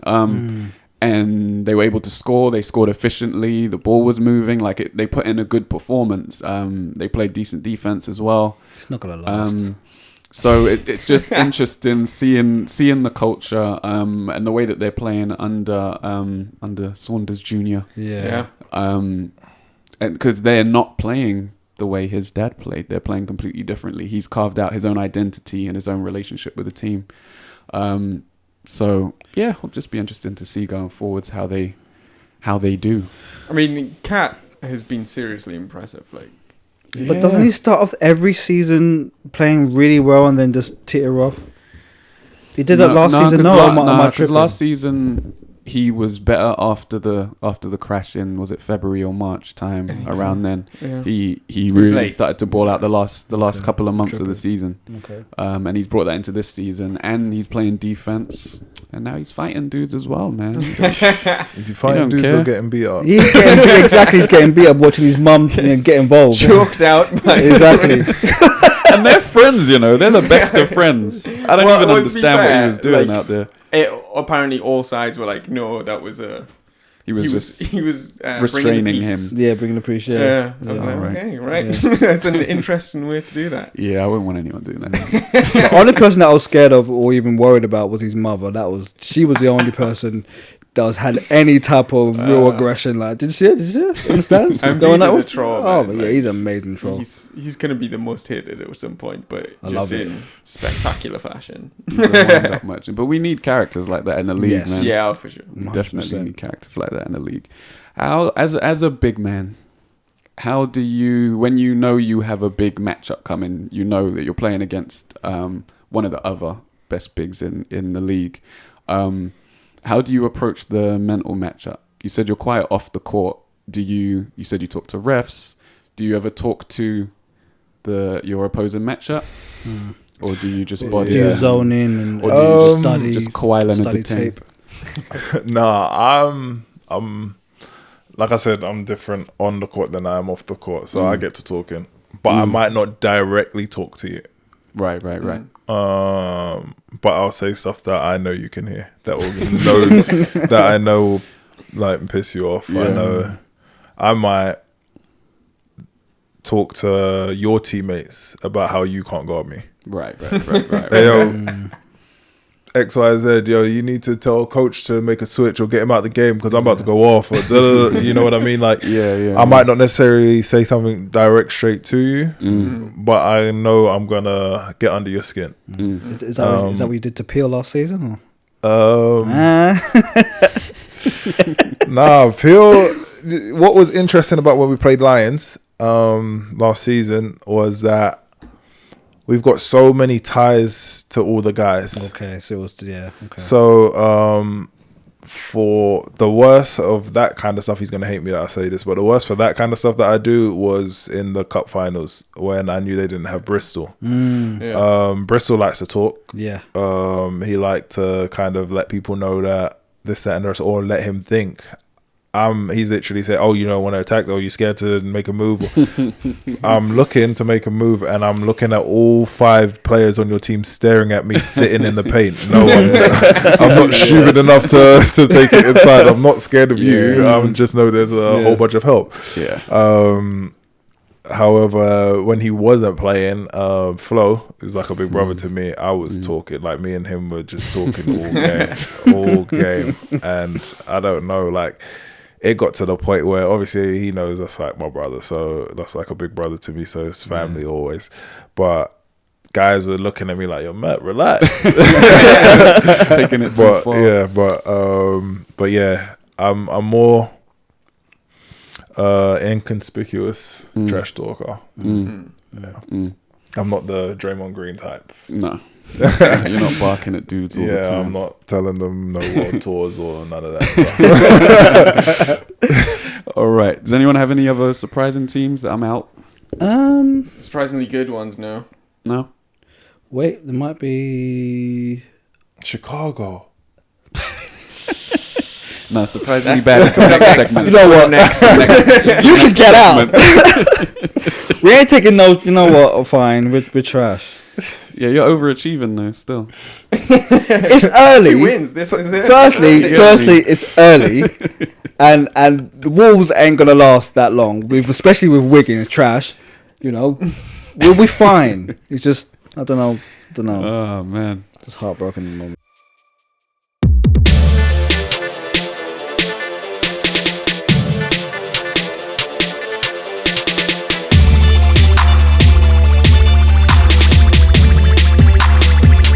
All right. So moving on to surprisingly bad teams. I'm gonna start off the conversation with the Bulls, with the Golden State Warriors, man. Are we surprised? Yeah. Now, well, I'm a little. But you had them playing. Most of us had them in the playoffs. Yeah. I said they'd be fighting for it. Yeah, and once I saw them in preseason, I was like, "Oh no, we need to Reevaluate. Yeah. We need a do-over. We need to look at the situation again because, granted, they do have D'Angelo Russell, they have Draymond Green, they have Steph Curry, but the rest of this roster is guys that are barely in the league. Like they're holding on. Yeah, a lot of them. Like, I guess outside of them, the next biggest name is Willie Cauley-Stein, and he's taken, going back to what you said about your value, he's playing on a minimum contract. And he was injured. Minimum Yes. I didn't know that. He's signed to Rock Nation. How is he playing on a minimum He's contract? on a minimum. I'm not even taking the piss. He's genuine. I'm quite surprised by that. Again, going back to what you said, Matt. Oh, yes, he is, of course. Was he? There's a lot of big men. Who was he with last year? Kings. Been with Kings his entire career. Sacramento Kings. That's what I thought, but He was just a free agent. That's all he could. Not in a rude way. Yeah, but that's all he could get. Yeah, I think he went ring chasing on the open market. You don't think he went ring chasing? Well, maybe he got better offers, but that hasn't been. I haven't heard anyone say, "Oh, he took a pay cut" or anything like that. I don't think the climate out there for him was as good as he had hoped. It's similar to the Nerlens Noel situation, which happened a few years back, where he thought he was going to get a big but there's a lot. There's a lot that can do what he can do. Yeah. Well, that's it. But he could have been in position to be the starting center at the Warriors. Yeah. And if they did go on a run, if Curry stays healthy and plays as he can, then that would have been a good spotlight for him. Oh, definitely. And I'm sure that's what he was thinking when he went there. Yeah. But is he injured though right now? Yeah, he's injured, as is everyone else. So he's out. Kevon Looney has been out all season. Steph broke his hand. Burks has only just returned. And then Steph's gone down with the broken hand against the Suns. Yeah. D'Angelo's been out. They were getting the brakes beat off them before that happened, by the way. They had just given up a 30-1 run. Yeah. With Steph on the floor. And then Draymond is having an issue. I can't remember. Is it a back issue? It's something like that. I think it was a finger or something. Oh yeah, sorry, dislocated finger. He's left. And D'Angelo Russell, ankle issue, I think, with an ankle issue. Yeah. But even going back, like with the big injury to Steph. I actually don't think the D'Angelo and Draymond Green injuries are that big of a deal. I think if they were playing for something, they would be playing. Yeah. But even going back, like Steph's gonna miss 3 months, is it? Yes. Back around Christmas or just after Christmas. Klay Thompson being out for the many months that he's out for. Yeah, he's done for the season. He's not coming back. And Kevin Durant having his injury when he got it, literally in like a 10-game span. They've lost like 3 Hall of Famers to injury, which is just it's almost impossible. Like it's never happened before to the same team. Yeah. In such a short period of time, but they won a game yesterday. So credit to the guys I'm about to name. Pascal, shout out. Eric Pascal, 40, yo. Yeah, which is crazy. So we've been talking about the rookies, and actually he's scored more than any other rookie has this season with 36. Yeah, single game. Yeah. To take over from homeboy in Memphis, Ja Morant. We had a preview episode, Matthew, and I made it. I think we kind of all agreed on this, that this season, for a particular amount of teams, this is the thing about within the NBA or with the NBA. They say, well, how much does the head coach? Right, there's almost that weird stigma, right? Which is not right, but it is what it is. And with Steve Kerr, he was, I guess, anointed and blessed with the roster he did. He was anointed with. He took over from Mark Jackson, although he did do his restructuring and it worked for him. The point I made during our West Coast preview, was that this season, we will get to see how good some of these coaches are, how really good some of these coaches are. Do you feel like, sort of looking at, let's say, again, let's call the Warriors as a blueprint with Steve Kerr. Do you feel that, although they are the depleted squad, that they can, if not necessarily make a run, but I guess make some kind of improvement to where they're not a losing squad, and it will be sort of on sort of the coaching, as opposed to, because they're going to have their players out or their big players out, everyone comes out. Can Steve Kerr make that? Is he good enough to make that coaching change, or does he need players of a particular caliber to be able to? It's a little bit of both. I think the NBA is different from obviously most leagues in the world, where obviously basketball leagues I'm talking about, where it's really a players' league. So, not saying that a coach doesn't do anything. However, your system matches your personnel. The system that Steve Kerr runs matches the Steph Curry, Clays, Draymond Greens. You could plug in any big man when they was going 73-9. Yeah. Before KD was there, obviously KD, the type of game he is, he's not ball dominant. He can do, yes, he has ISO plays, but he can do a lot off of the ball. It's a lot of catch and shoot stuff because he's obviously a tremendous 3-point shooter. So his personnel fit his system. Now with all these injuries, does his personnel fit his system? No. Now, if it doesn't, obviously your answer is no. If it doesn't, as a coach, do you now change your whole philosophy? Right. So Popovich has changed his philosophy a couple times over Yeah. the He last has, 10, however, 15 years. However, his basics are the same. He'll always have a great big. He'll have a solid wing and a good point guard. If he has those three things, his natural philosophy as a coach, the way he runs it, swings the ball, movement, this and the rest, and a whole bunch of great role players. Not good role players, great role players. If he has that, his system will work. He'll always be in the playoffs. You always expect them to be in the playoffs. Yeah. Can I ask you a question? Your perspective, do you think if they switch coaches, Popovich was with Golden State's roster, do they succeed or have a better season per se because of Greg Popovich's system? Coaching. Because I know for a fact Dejounte Murray, you've got like Derek White, Yeah, you've got Forbes, Bryn Forbes, Pat you've Mills, got Patty LaMarcus Mills. Aldridge, Yeah, guys that can go Lonnie in Walker, and out, whatever. That will fit. Yeah. Exactly. Another guy, Rudy Gay, that will fit. It won't be a championship team. However, that will fit Steve Kerr's system Yeah. because his personnel is a players' league. You're right. Every coach has their different system. You when you hear commentators, when you hear other media outlets talking about the NBA and talking about coaches, they'll be like, Steve Kerr, swing the ball, blah, blah, blah system. Greg Popovich, same sort of system. That's where he got the idea from. Yeah. You hear him talking about, let's talk about throwback Tim Thibodeau. Defensive coach, Yes. defensive minded, Yeah. XYZ. You know, The this is what you're legend. gonna get. Doc Rivers.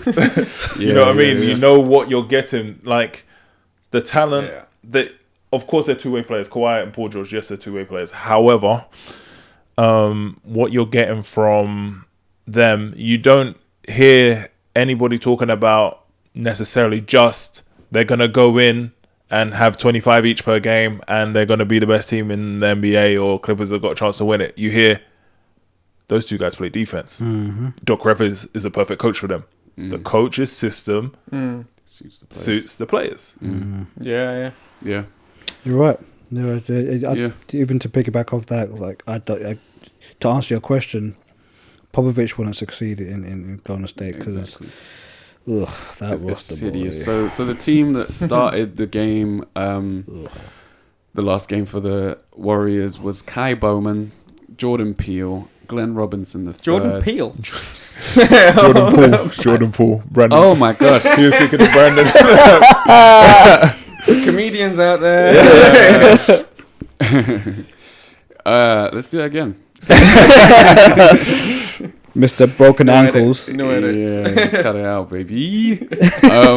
So the team that started the last game for the Warriors was Kai Bowman, Jordan Poole, Glenn Robinson III, Eric Pascal, and Willie Cauley-Stein. So it must have been Cauley-Stein's first game back. That was his first game back. So before him coming back, the question is, how many years of basketball NBA experience does that team have?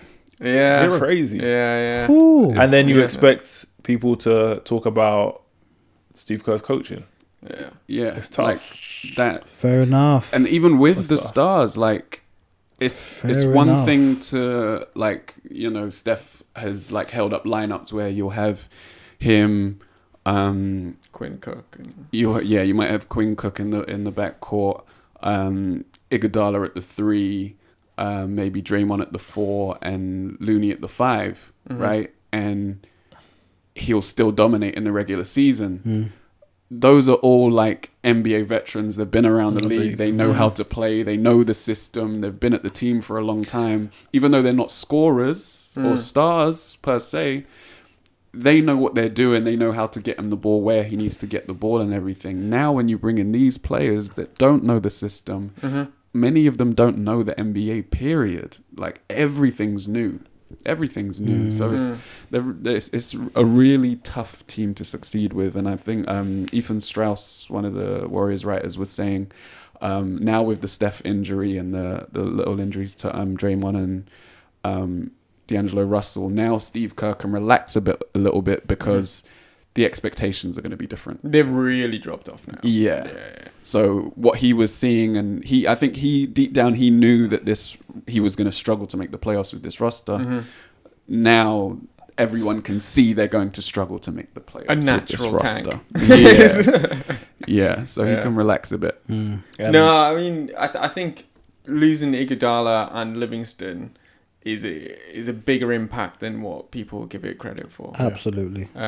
They were two major players. 100%. I agree. And what people don't realize is, like you're saying, they don't know necessarily the offensive schemes, but defensively, the team that you literally just listed off, whether it be Steph with, like you say, Sean Livingston, Iguodala, where they say Steph may lack in the defensive end, they're all making up for it. So these 100%. Teams are not going on big scoring runs against them, and obviously Steph can score with the best of them, so he can keep them afloat on that end. By himself, while everyone else holds down the defense. Whereas, and this has been the problem with the roster, they can't defend like at all. And I think I've seen something early in the preseason where Draymond was like, I've come in the last 5 years or whatever, and we know everything like the back of our hand. Now I'm literally having to teach guys everyone. The first step of our defense. Obviously there's layers to it, so like that being said, that just shows how much of a difference it makes. They said the first practice of preseason was the longest, training camp was the longest training session they've ever had. Like, it was just rough. Just rough, because it's going to be a frustrating one for Draymond, right? Yeah, he's won at every level.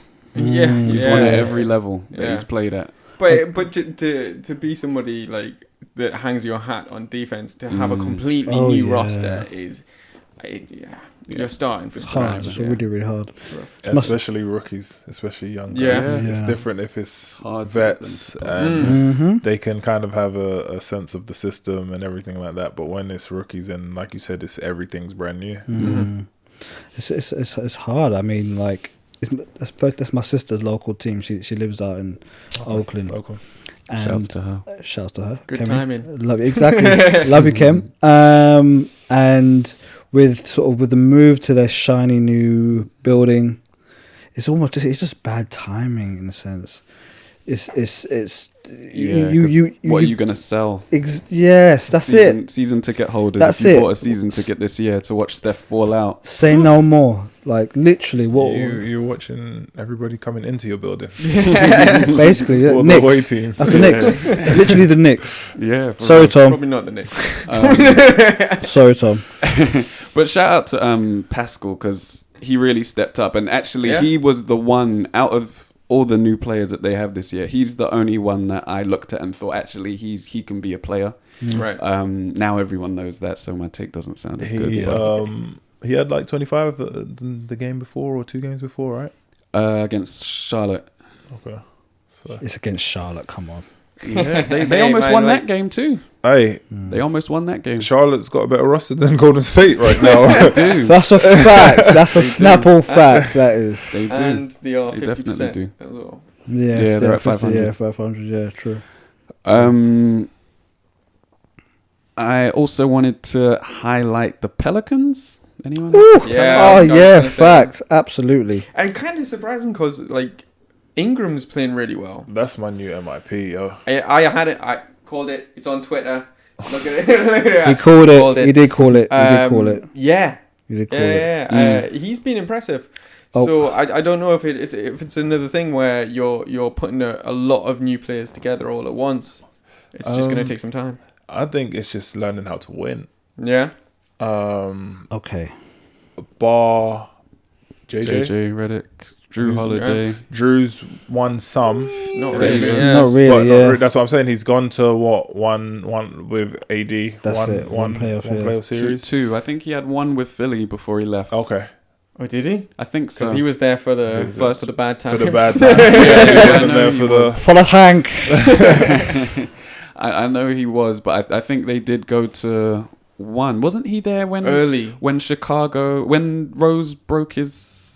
All right. When Rose got injured, when Rose busted his knee. Yeah. That was against Philly. When Iggy was still there. Yeah, just the back end. Okay. Like Iggy's last year, I think he was there. But that's still 10 years deep. Two playoffs. Yeah, exactly. So he hasn't actually won. Favors is another vet they have over there. Yeah. Can we, if we're talking about Brandon Ingram with respect, because he deserves it, every now and again we have this sort of like side conversation about empty stats. And I was watching a couple of highlights this morning of their last game. And is it empty stats? Is it like you said, they don't know how to win? But like now in my head, and it could be an extreme. It's obviously early season. They are a losing side. They're not playing well. That is is all empty true. stats. It's not empty stats. We need to get Brandon some help over there. That's the issue, because he was super efficient. I think it was 17 for 20. Was it 21 or 24, something like that? He was super duper efficient, and he was getting to the line as well. You talking about last night? Yeah. Okay, but they were. It was. He shot in the low 20s and scored 40 points. He was 17 for 24. 17 for 24. Like, and the guy wasn't This missing. is what I would say about them is obviously they're a young team, and all the pieces. However, they're not getting blown out. I would say empty stats if they're losing by 15-20 every game. Last night they lost by 10. But it was close till the last 2 minutes. The game before OKC, I'm looking at it right now, lost by 11. They beat Denver. They lost to Golden State. Obviously, that was the big one that everybody was like they shouldn't have because of what's going on over there. But lost by 11. Before that, lost to Houston by 3. Lost to Dallas by 7. Yeah, you know what I mean. Lost to Toronto by 8. These are all close games. Yeah, and they just don't know how to win yet. Yeah, and the Houston game was another one where Brandon went off and could barely miss, but then they let it get away just on the last possession. Really, they couldn't get a shot. Right, it's by 3. They needed a 3. Yeah. So and they're not defending, and I think this is where. This is a funny thing. Anybody in the NBA is defending right now. Some of these scores. That's so true. Except for my Lakers, baby. Oh, crying out loud. But they're not defending, and this is where again we look back at the coaching, because Gentry is an offensive genius. Yes. But that team isn't defending, and historically his teams haven't defended. He's a product of Mike D'Antoni, and yeah, offensively, he can give you everything and anything you want. And this is part of why I'm scared of him actually getting fired, because he'll probably go back to the Clippers. But he has worked under Doc Rivers as an assistant coach before. And yeah, now people are pointing the finger at him and his defense, because don't forget, it wasn't maybe this time last year, the Lakers defense was starting to ramp up with Lonzo at the head of the snake, and Ingram was playing big minutes. Josh Hart was playing big minutes. These are players that we know can defend. So what's the problem? Why has that changed with them just changing their uniforms? Because they're all playing big minutes for the team. Yeah, and yet defensively, it's a sieve over there. It's really bad. I guess we're waiting for Zion to save the season, I guess, for them. But I mean, I say it in jest, but it's kind of not really in jest. No, I do think that's... He'll put bums in seats. Everybody's waiting for him to come back and see what happens. He'll put bums in seats. I don't know if he'll make too much them a pressure? winning team, though. No, he's a rookie. It's a hell of a lot of pressure for a rookie. Yeah. But I mean, if you looked at the start of the season, there's not a lot of people that were saying they'll easily get into the playoffs. Correct. You know, it was always going to be a fight. So my question to you then, when he comes back, if Ingram is still playing at the high level he's playing, how does that work? Because when they were together, it didn't work too well, or it wasn't as smooth. We haven't seen them together really. But during preseason, it wasn't as smooth. Zion doesn't need the ball in his hands. He's very much a lot of one dribble, two dribble, smash it in your face. Offensive rebound, cutting coast to coast here and there. Obviously, that doesn't happen throughout a game 10 times, 20 times. You know what I mean? It's not something that. Whereas obviously Ingram needs the ball, but that's what I'm saying. If it's in the flow of their offense, it's learning. He's learning to play obviously with a whole new team, a whole bunch of new guys. Ingram's comfortable because he doesn't have the pressures of LA. And the easiest thing about being traded, the only I say positive or whatever, is when you get traded in a group. So he's still with Lonzo, he's still with Josh Hart, he's comfortable with these guys. My personal opinion, I wasn't sold on him when he was drafted that high or what he could be. Me neither. And they obviously had a lot of comparisons to KD, obviously with the length and all of that. But I knew he couldn't shoot how KD shoots. Yeah. So this is why I said, obviously, just with the ease, his eruption, I guess, this early in the season, I think it's great for him. Early season gas. No, I'm not saying it's necessary that he couldn't continue, because I think he's playing free. He's not thinking about anything. I think what people don't understand is, and what people always allude to, the fact, obviously, we say it, but we're not going through it, so we don't know. But there's pressure in LA.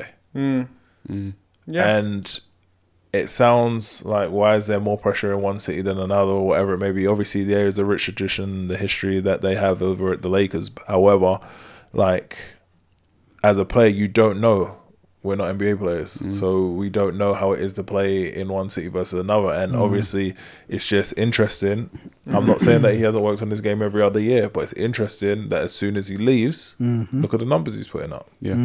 I think that was the thing with a team like LA, especially when LeBron comes into the picture. But before that. But before that, they're sort of like, it's almost like they're waiting for somebody to come along, and they're constantly sort of saying, "Oh, we're gonna go for AD, we're gonna go for LeBron," and like, and they're saying, "Yeah, you guys do whatever you're gonna do until." But the interesting thing about it was, the Lakers didn't know who they wanted to give up. They knew they could. It was only because Kuzma started playing well that it was like, we're keeping Kuz, everybody else can go. If Ingram had started playing that way, or how he is now back then, it would have been very much a switch over. Because I thought it was more Ingram was seen as the centerpiece. Like, that was the only reason that New Orleans were going to do the trade. Yeah, I think it was a bit more of that. The other thing that you have to consider is contracts. Kuzma's underpaid for his talent. Yeah, because they got him late in the first round. Ingram's a second pick, so even just to make the trade work contract wise, I think Ingram would have had to have been in there, and I'm pretty sure New Orleans would have had to take. I'm pretty sure they liked him and wanted to take him. He did play really well when LeBron got injured. And he got to actually handle the ball as he is now. He did start to play really well, and then he got injured himself as well. So, but that being said, through a period, obviously, I think Kuz ended up averaging 19 last year. 18, I think, something like that. That translates 82 games. That translates versus you've played 15 good games. Yeah. You know, they were happy to give him up as well. It wasn't like they were like, it wasn't they was like, Kuz isn't going anywhere. Mr. Puma. They were like, and it's interesting because, that being said, like, they wasn't even 100% sure at the time that they want to give up Lonzo. They knew he was coming back from injury. However, with the team that they had, they didn't know what they were going to do yet. You've got to remember, at the time, they knew they wanted AD, obviously. Yeah. But they didn't know the direction of the team. As of right now, yes, they still have Rondo, but they're like LeBron's playing point. Oh, yeah. You understand what I mean? Yeah. In terms of like, they don't know exactly at that time period where they were what going, they wanted to put around what they wanted to do, and LeBron who and they AD. wanted to have. Yeah. Yeah. And that's why they had a thought in terms of he's not a scoring point guard. He's a pass first. He can help facilitate, and he's a playmaker. And that being said, they're not doubting, but they're having doubts about giving up Lonzo. They've said, I'm not giving up Kuz. Obviously, we can only keep one over the three, /4 if you include Josh Hart. And Ingram wasn't even there in their top two. Yeah. And yeah, it is interesting. It is interesting that. But I do still think that money played a big part in that. Because you have to remember, although it was a trade for AD, the Lakers did not want to give up the flexibility of signing a third star. Yeah. Right. And I'm pretty sure if we had kept Lonzo or Ingram, there wouldn't have been. There's no way there would have been space for another max cap slot. Obviously, it didn't happen, but I'm pretty sure they would have wanted to keep that flexibility. Why they had the conversation about AD waiving the $4 million. Yeah, his trade kicker. Yeah. Was it? Yeah. But yeah, I mean, hopefully with time, I know Drew Holiday's missed a bit of time.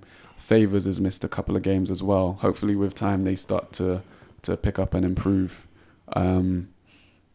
But I still don't. I never had them making the playoffs, the Pelicans. Yeah, I think it's too tough right now with everything that they've got going on. Not just the Pelicans, but just the West in general. Yeah. The West, it's so loaded. I'm looking at it now, and I'm surprised because you've got Utah and Portland outside of the top 8. And everybody had both of those teams in. Obviously it's early, but it's very early. But even when you look at the teams, you're like, well, who's going to fall out? Right. Like, that's Dallas are high and Phoenix are high.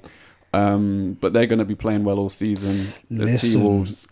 And then you compare that to the East, where the Hornets... but it's crazy that it's happened already. The Hornets are the 6th seed in the East right now with a 500 record. Yeah. Listen. It's crazy. Dallas.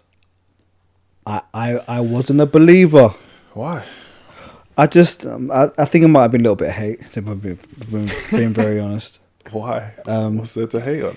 I mean, for Luka, or? Yeah, and Tom, our co-host, he just loves. Well, no, he's not a Dallas fan. He's a Knicks fan, but he just loves. He's a Luka fan. He's a Luka fan. You know what I mean? Just right, Tom. And get well soon. True. But I am slowly but surely becoming... You better hurry up. Yeah. If you take any longer, they're going to call you bandwagon.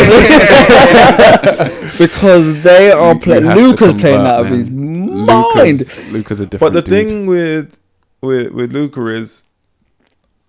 No, I wouldn't say I expected him to do this. But... MIP? No. They won't. It's too close of a gap because he was good last year. Yeah. He wasn't great. For a rookie, he was great, obviously. Yeah. But as an NBA player, he was on the brink of making an all-star game. This and the rest. Fine. So that's the only issue when it comes to MIP. They want to see something drastic, something they've never seen before, which is why I said... obviously Siakam last year, but this is why I said about Brandon Ingram, like you wouldn't come into... At the end of last season, you wouldn't be like... First 10 games of the NBA season, Brandon Ingram's averaging 25 points. Yeah. It's like, what? No, it's not. Yeah. But if somebody said Luka's averaging 27, or you know what I mean, 27, 7 and 7, or 8 and 8, or whatever it is, you'd be like, it's possible, bro. He averaged 20. The South London hate will come out. I'm like, It wasn't far-fetched of a jump for him to make. He's balling out. We probably should have had them in our surprise good teams. Actually, they're riding high in the West. We've got him on our group or our collective fantasy team, and to everyone in that league, we're not trading him. Stop asking. Shots fired at every single one of you. I should name you Jimmy G's team or whatever. Stop. Just stop. Moving on. All right. Has anyone got any other surprise bad teams? Well, to be honest, Chicago Bulls. No? So no one's got anything? It's not a surprise. Surprise to me. Yeah, we try to warn you, man. Right? I mean, well, fine. Try to temper your expectations. Same thing with Tom and his Knicks. He's given up now. I think the Took him 2 weeks. the one that does stand out a little bit for me is the Kings. I had them written down, actually. Yes. I mean, so, I wouldn't be surprised if at the start of the season you're saying that they missed the playoffs, but they just really haven't gotten together. yes. It seems They've started poorly. They have won their last 2, but they lost their first 5, and they had some bad losses in there. Yeah. I think there were another team and another head coach that I was saying needs to prove himself. Needs to prove himself as a coach, and let's see how good he is, because in Golden State we already know what he had over there. It's Luke Walton, right? Yeah, Luke Walton. And in LA he had LeBron, but it didn't work, and it was just a whole mire of just nonsense over there. Now he's in a place where, in inverted commas, he is away from the madness, although saying that madness. Yeah, exactly. Although Sacramento Kings do have a history they do. But at the end of the day, it's a fresh, in inverted commas, start for him, so we'll see. It's early on, but I agree with you, Mike. I'm a little bit sort of surprised, to be honest with you. How bad they've been. Yeah, I'm a little bit surprised. I thought they'd be... I thought they'd have at least 3, maybe... Well, just to say that they're 2-5. Yeah. In their first 7 games, if you look at their schedule, pre-season, I would guarantee you, for the most part, if you looked at the teams that they played, you would think they'd be 3-4 at this point right now. Yes. So it's only one, obviously. It's only one, obviously, it's so early. One game. But what you got to realize is that when you start off your first 5 games, obviously they started off on a bad loss to Phoenix. I think that was that's problem. what hurt. It's who they lost to. No.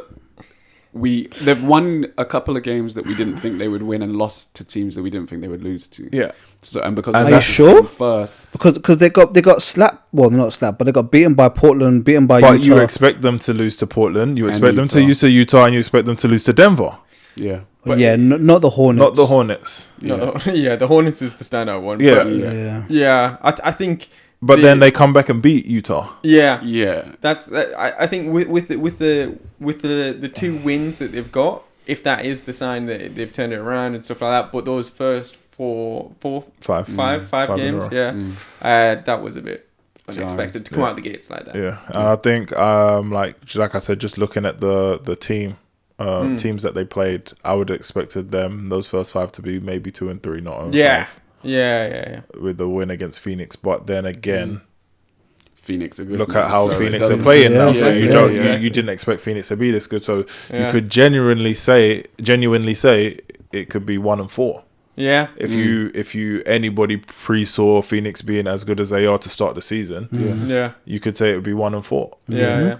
So it's and that's the other thing, like the schedule has heavily affected the records right now. I'm not, a lot of people seem to be completely convinced by the Lakers start, but I'm not. Like I think we lead the league in point differential, but we've played the Hornets, we've played Memphis. Like just been sitting on that stat. Oh man, I got plenty in the bank. That's how I feel about Chicago. Yeah.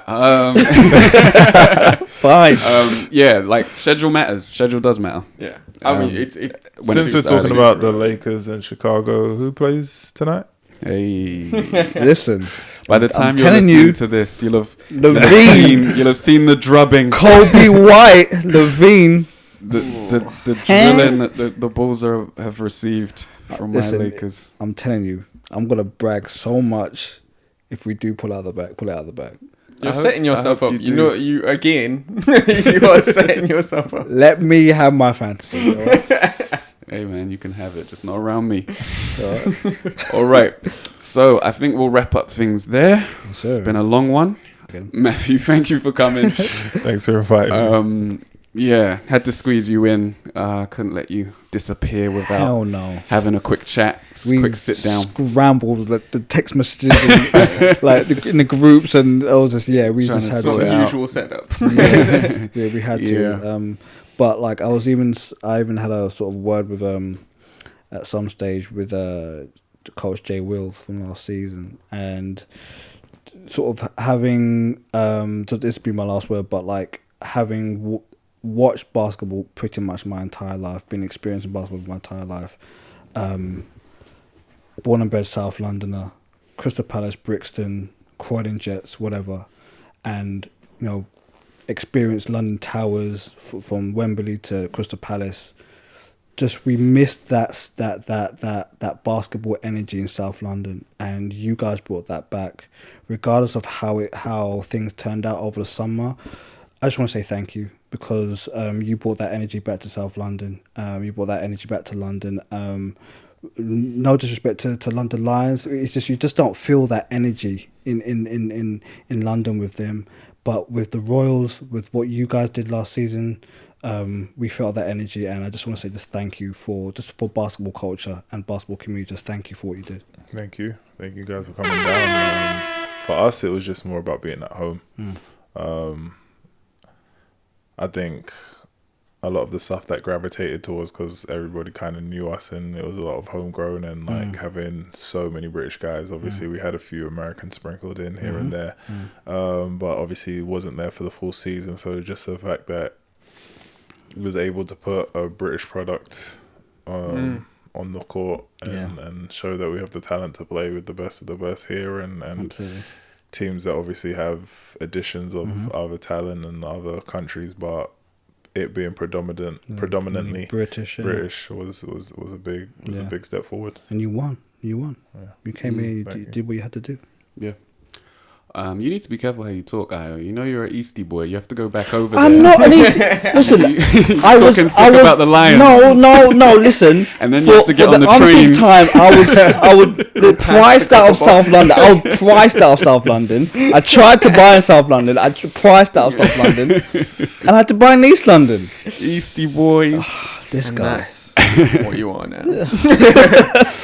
All right. South. So, as always, please like, share, and subscribe to the podcast.